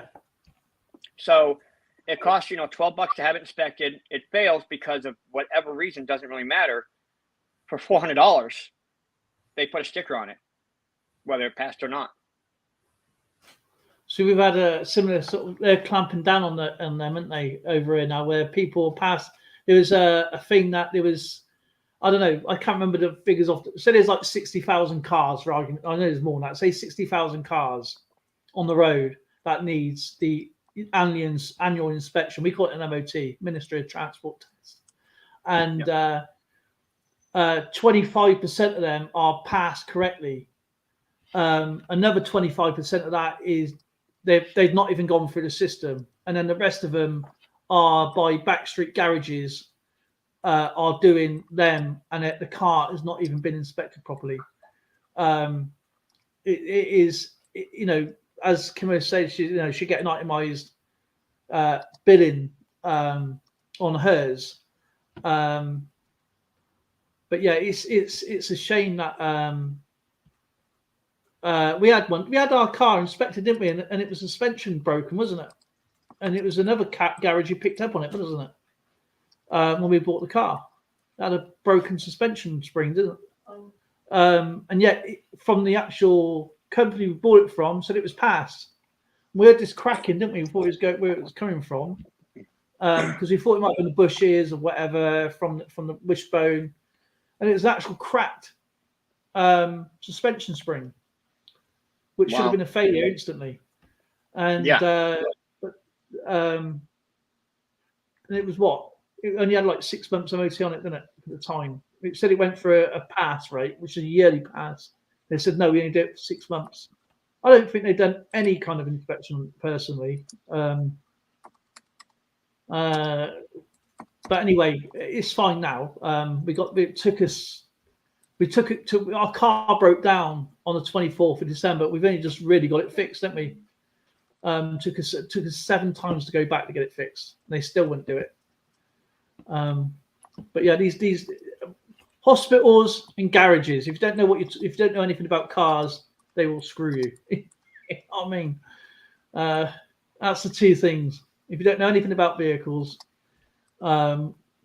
it's a gold mine for these people. Absolutely gold mine. I don't work on my vehicles anymore because I open up the hood and I can't tell what anything is anymore. There's too much electric crap. Computer, isn't it? All this computer. It's like Knight Rider these days. Terrible. I mean, mechanics. To me, a mechanic will fix the part. Will get the part. They will fix the part and then put it back in where it was. These days, I don't. They're more like, unless it's a really old school mechanic. These days, it's just plug and play replacement parts. It's like plug and play, test it on a computer, see where the fault is, replace. Yeah, my last car, I had to change the battery. Went to change it, discovered I had to take my wheel off and pull the battery out from in the wheel well. Like, what the hell is that? So for after I got out of the Navy, I worked for a company called Magpul for a little while as a pew pew shooting instructor, and while I was doing that, I then went to work as a U.S. Marshal. A lot of politics changed while I was at when I was with the Marshal with the service, and a lot of us left the service. And I have a bachelor's degree in mechanical engineering, bachelor's degree quantum engineering. So I went to Ford in Dearborn, Michigan as an assembly line engineer. And I learned a lot of neat things about cars. When you have these crazy, stupid things like the batteries in the wheel well and the starters underneath the intake manifold, it's not the engineers that do that. No. It's these architectural designers that do it, and then the engineers have to figure out how to make it actually work. Because these architectural structural and architectural designers, they have no knowledge of how anything actually works or functions or to be fixed. It's got to be put somewhere. Well, I worked for Honda for a while, and they're not drawn up by the especially like Rover, where it's gone now. They weren't designed by designers, as you said. They're designed by the financial managers.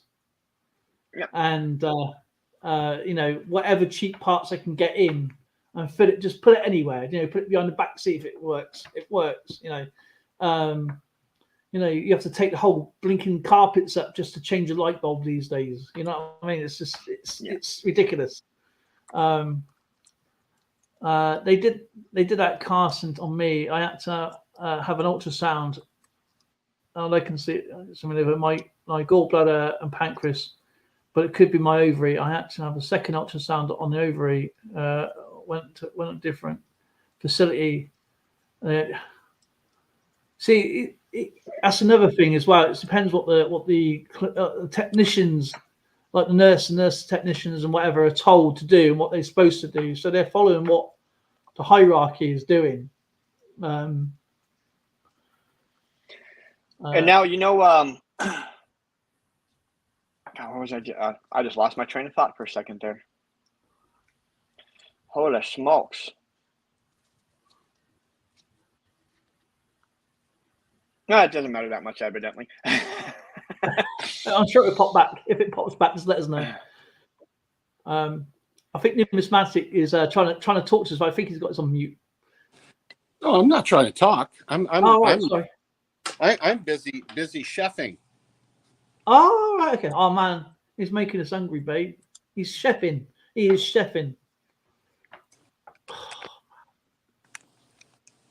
I'm making what made hash browns right now with and I make it with butter, onion, and oregano. Oregano, oil. What is that other one? Was it an herb? Have you ever tried some cilantro, Skipper? Yes, I have. Cilantro for me is what they call. It's like in America, Frank's Red Hot sauce. I put that stuff on everything. bit like Zoe, she loves her hot sauce, don't you? You and Lauren, Oh, yeah. hot sauce. But cilantro just adds such a great cilantro and chives. They add such great flavors to everything. Chives are great. I like coriander. Coriander is my favorite one. Coriander with everything.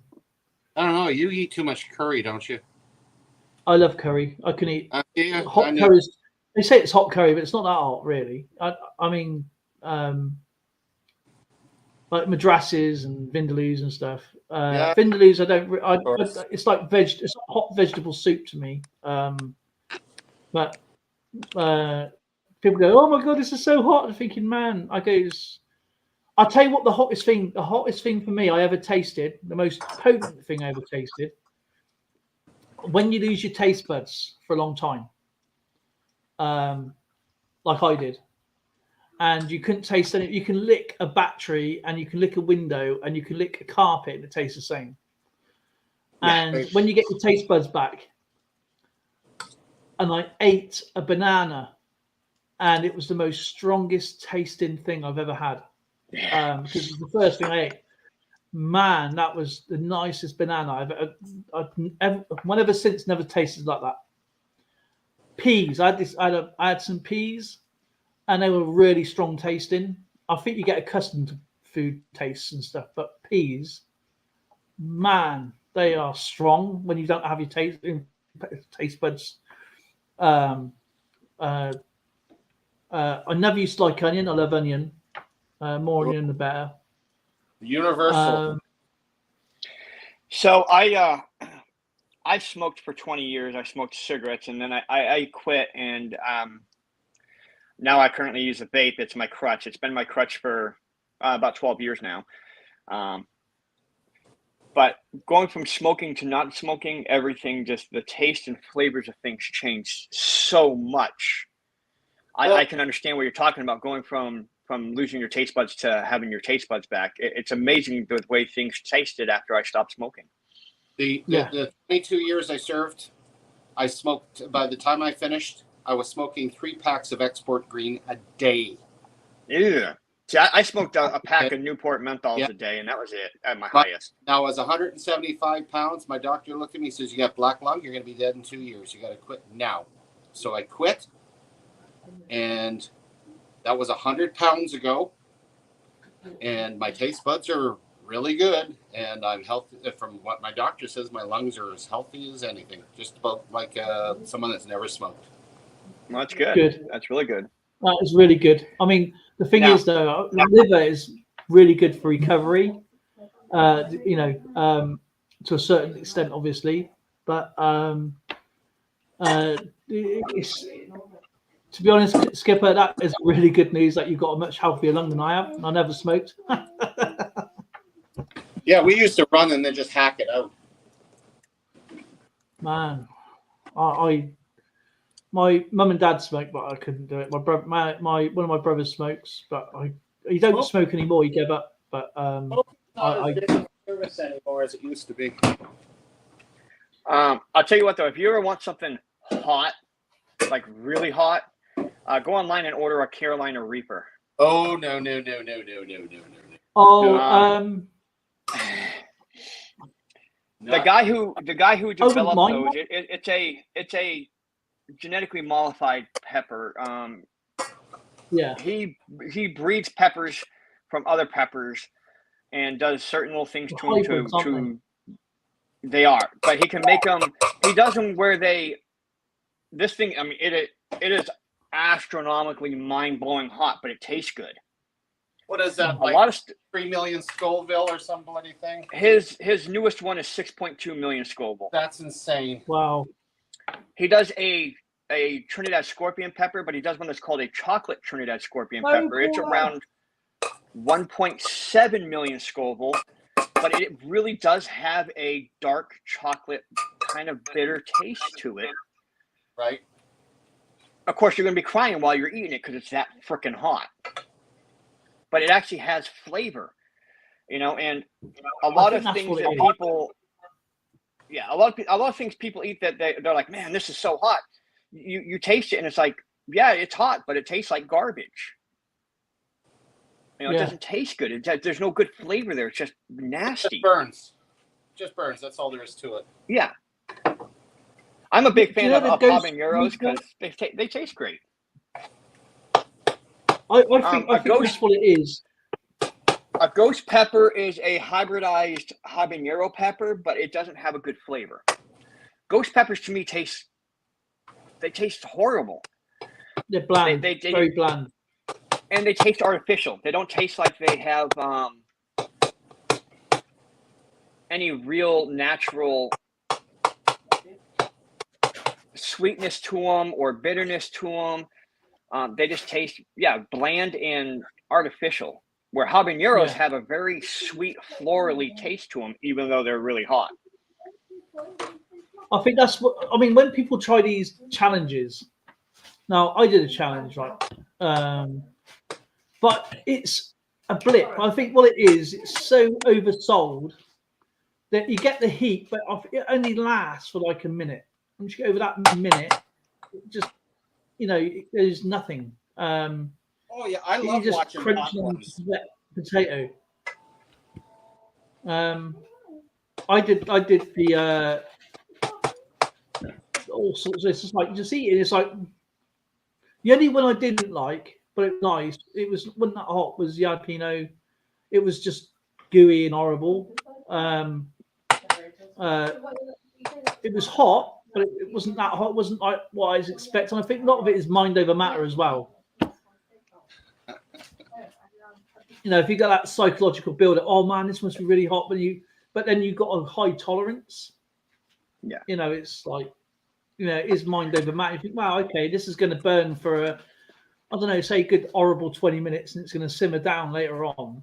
I think if you just get over that mindset a little bit, I think it'd be fine. The guy who created the Carolina Reaper, the guy who invented the Carolina Reaper and came up with it, he has quite a few videos on YouTube, and he does interviews, and he'll pop one in his mouth, and he's doing this interview, and he's crying. Yeah. While giving the interview because it's so freaking hot, he's crying. But then he'll just grab another one right off the plant and pop it in his mouth because it tastes so good that he wants to eat more while he's crying.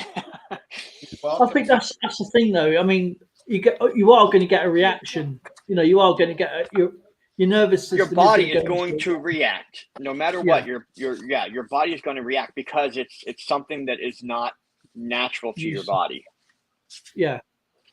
So if you kind of expect that it's going to be violent and just make sure you don't rub your eyes at the same time. There's much worse places I could think of touching than my eyes.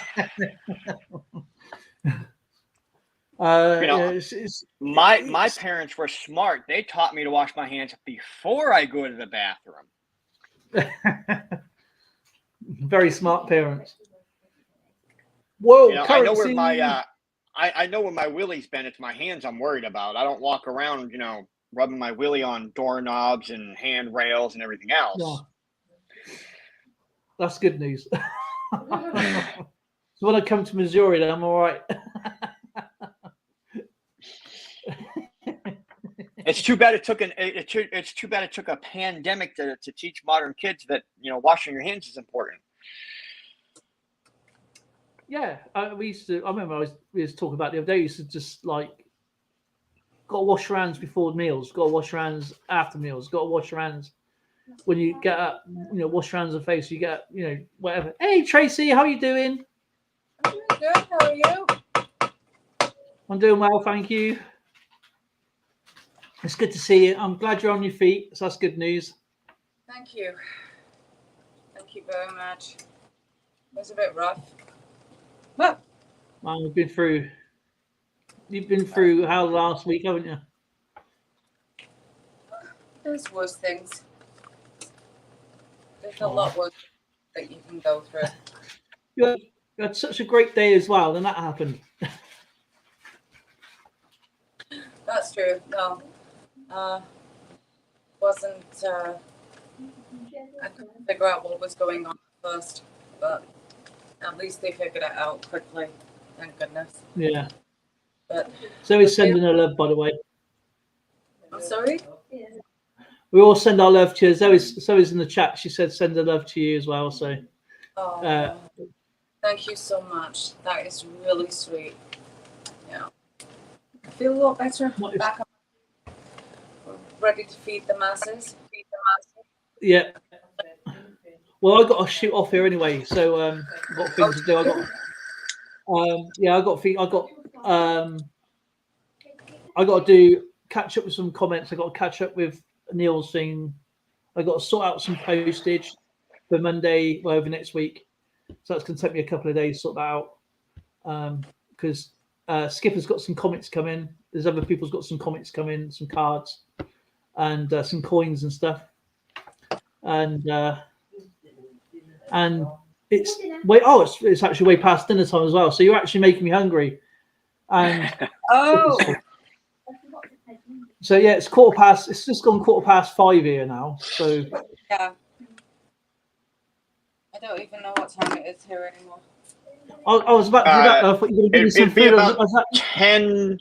I say it'd be about 10:20 there, Miss Tracy. That's about right. Right there. I thought he was actually going to feed me then, Tracy. I thought he was going to feed. I was up there, up close and personal with the camera. I was like, "Come on, then."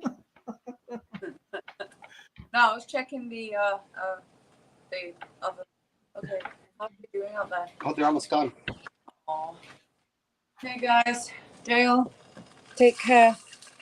And Say you hi too, to sweetie. Tell her thank you. I will. Tracy says thank you. Anyway, nice to meet you, Matt. I subscribed to your channel, by the way. I'm supporting your channel now, so it's really cool. Got a great channel there, my friend. Yeah, I saw that on my notifications here. So I'll look forward to you. I'll go through content. I always go through the content. You know, I visit a lot of people. So There's some Skipper? old vids on there. I used to have a few hundred vids on my channel, like close to 1,000, and YouTube removed a lot of them because it was I had a lot of vids of being over in Afghanistan and in combat, and it did no longer met the community standards for YouTube, so a lot of them got taken down. But I still have a few old videos up there of fun with friends at the range. okay, I'll have to check that out. Definitely. I definitely will too. Yeah, definitely us. You know, in gun-loving America, you know. You know, I used to live on the range. I really miss it. Yeah, but the laws in Canada are a lot different than they are in U.S. when it comes to firearms. Yeah, tell me about it. The thing is, it's not the weapon; it's the danger. It's the person behind it. And you're right. A firearm is a tool, just like a hammer is. Yep. Absolutely. I mean, I do have my personal opinions, but I think some people buy them for the kids for recreation purposes. So I think it's completely wrong. I don't think that's a great idea in my own personal opinion. And you do get some professional people do that, but when it's just mum and dad buying a gun for Christmas, I think it should be everybody should be vetted, you know, properly. Yeah, absolutely, and that's the biggest thing. Everybody should be vetted and everybody should be trained. If you want to own a firearm, you should have to go through proper training. My boys were. You guys have to, when you go to services, you have to do it. So why shouldn't you do that on the outside? No, You know? no, they don't. let me tell you. Well, majority. Unless you are infantry, you do the shooting range in boot camp, and that will be the last time you ever hold a firearm in the military. That's true. Because you could be an infantry, because you could be on in engineering or whatever, I suppose. But correct. But now, say you're even in like an engineering position. If you go over to a war zone, you get a weapon, but you know nothing about that weapon. You have no real proper training on that weapon, but they still give you one because, well, if something happens, now you're infantry. And I think that's horribly wrong. I think everybody in the military, no matter what your job is, you should have proper training. Absolutely. 100%. Because, hey, I you know, it'd be like, you know, well, I only drive a half a mile to work, so I don't need proper training on how to drive a car, right? Yeah. Well, no, everybody needs proper training on how to drive a car because, once again, that is a tool. It can be used as a weapon, or it could be used to save lives, like an ambulance. But they treat, they need to come up with not just in America, but globally, a more universal system where requirements for anybody who wants to possess a firearm, that, you have to have proper training. You have to go through training classes. You have to have background checks done. They got to make sure that you're not going through mental issues at the time, and not punish people who report somebody who has mental issues that has a firearm. Yeah. The last thing you want to do is take a firearm, try to take a firearm from somebody who already has a severe mental problem that is because of something going around them, that they're suffering from real bad depression or something like that. And now you're going to go and take their gun from them, and it never ends well. Instead of trying to take it at that point, just try to work with the person, Yeah. I think working with people, whether it's military or non-military, or people go through life, through all sorts of walks of life. And another thing with ammunition, there should be ammunition count to how much ammunition that person's bought. So if they overbought, is like a limit. Like when I think in some states there's like a amount of wildlife you can go and have the season for. So like you just can't shoot willy-nilly anymore. I believe is like like a lottery. Well, the problem is with America, and it's a problem, and at the same time, if we had 1,000 people in the stream right now, it would make a lot of people upset too. Yeah, in America, there's you're a lot not going of to please firearms. everybody. Well, in America, there's a lot of firearms that have no purpose for hunting at all. They are literally just as self-defense weapons. And well, the only way you're going to know how to use that weapon properly in the situation is to shoot a lot of rounds through it. But a lot of people they don't understand that kind of stuff, or want to make the effort for that. I have no problem with pretty much 99% of the world having a firearm, as long as they understand the principles of it, the consequences of it, and how to use it properly. Yeah. Then you're akin to your own actions, then, aren't you? Correct. And then hold them responsible for those actions, 100% agree. Yeah, I mean, I know, I think though, if you, I know it's difficult to express from here, but I mean, like, if you say you got a national computer. I'm not about national police computer. I'm about a national computer with gun agencies, of some kind. And I walk into a store and say, I need some 9mm. I need 100 rounds. That then you got your driving license or your license, whatever you're carrying. This person's bought 100 rounds. I go down to the next one. I buy another 100 rounds. I go to the next. So hang on a minute. Why do you need 300 rounds for? Do you see what I mean? There should be you've got a limit. You should have like a grade level as well. Like how many times you've been to the range, right? Okay, you're allowed to. So you get like a I don't know, a tiny award system. I don't know. But as I say, it's the person behind it. If they're being silly, people get hurt, and it will be, as you say, with anything, people get hurt. If you skylarking with a footlift, you're going to get hurt. One of the things in America is, I mean, could you people like, in a SHTF scenario, say, bad things happen, and now you can use ammunition to trade for other things that you need. You may not have bread, and you can trade, 10 9mm cartridges for a loaf of bread. Well, could you imagine though the government saying, "Hey, you can only have 100 ounces of silver." There's no reason for you to have more than that. Well, they did gold at one. They did that and America did that with gold back in the 1930s, and they said you could never own gold. You can't have gold unless it's collectible. And well, that ended up turning out really great. But you know what I'm saying? That's true. That's why one of the double eagles, wasn't it? Is illegal to own, isn't it?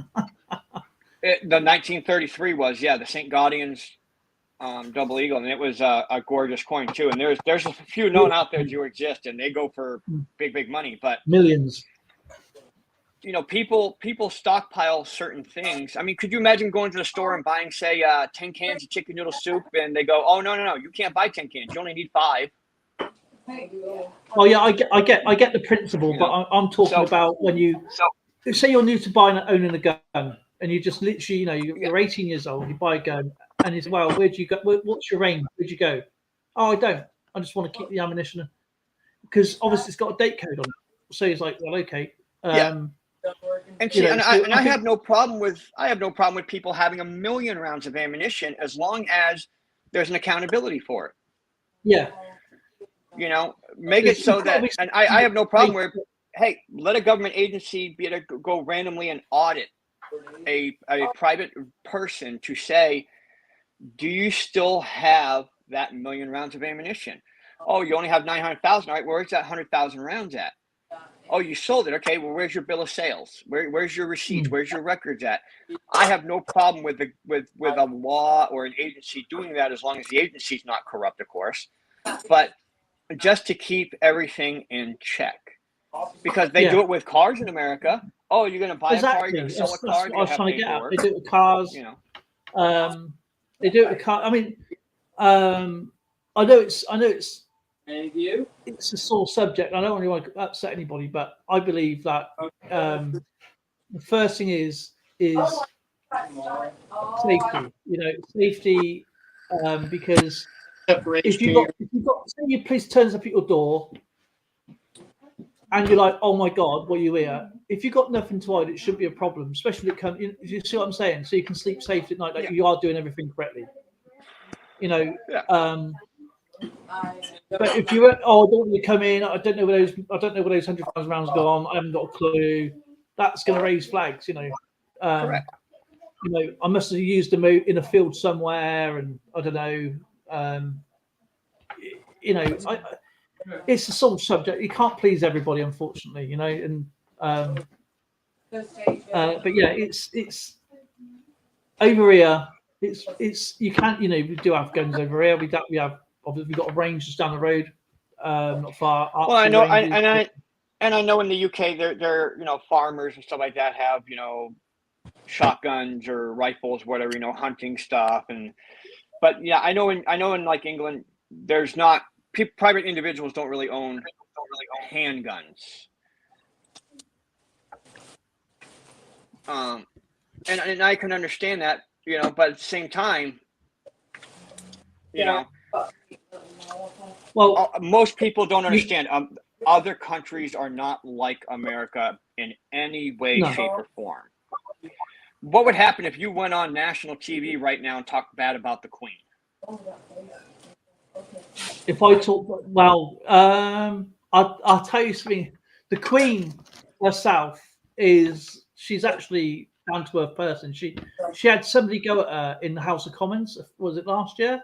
They walked into the House of Lords and started ranting off at her, and she went, because she's open to free speech. If you don't like something, that is down to you. She's been broken into twice, in her bedchamber, and she's actually helped the person who broke into it, because it's not. I would think if someone was talking smack about someone's grandmother and they don't know that person, you'll have your own opinion, of course. It's like someone talking about your mother or my mother. You are going to be upset. But because they're in the public eye, they should accept that kind of. Yeah.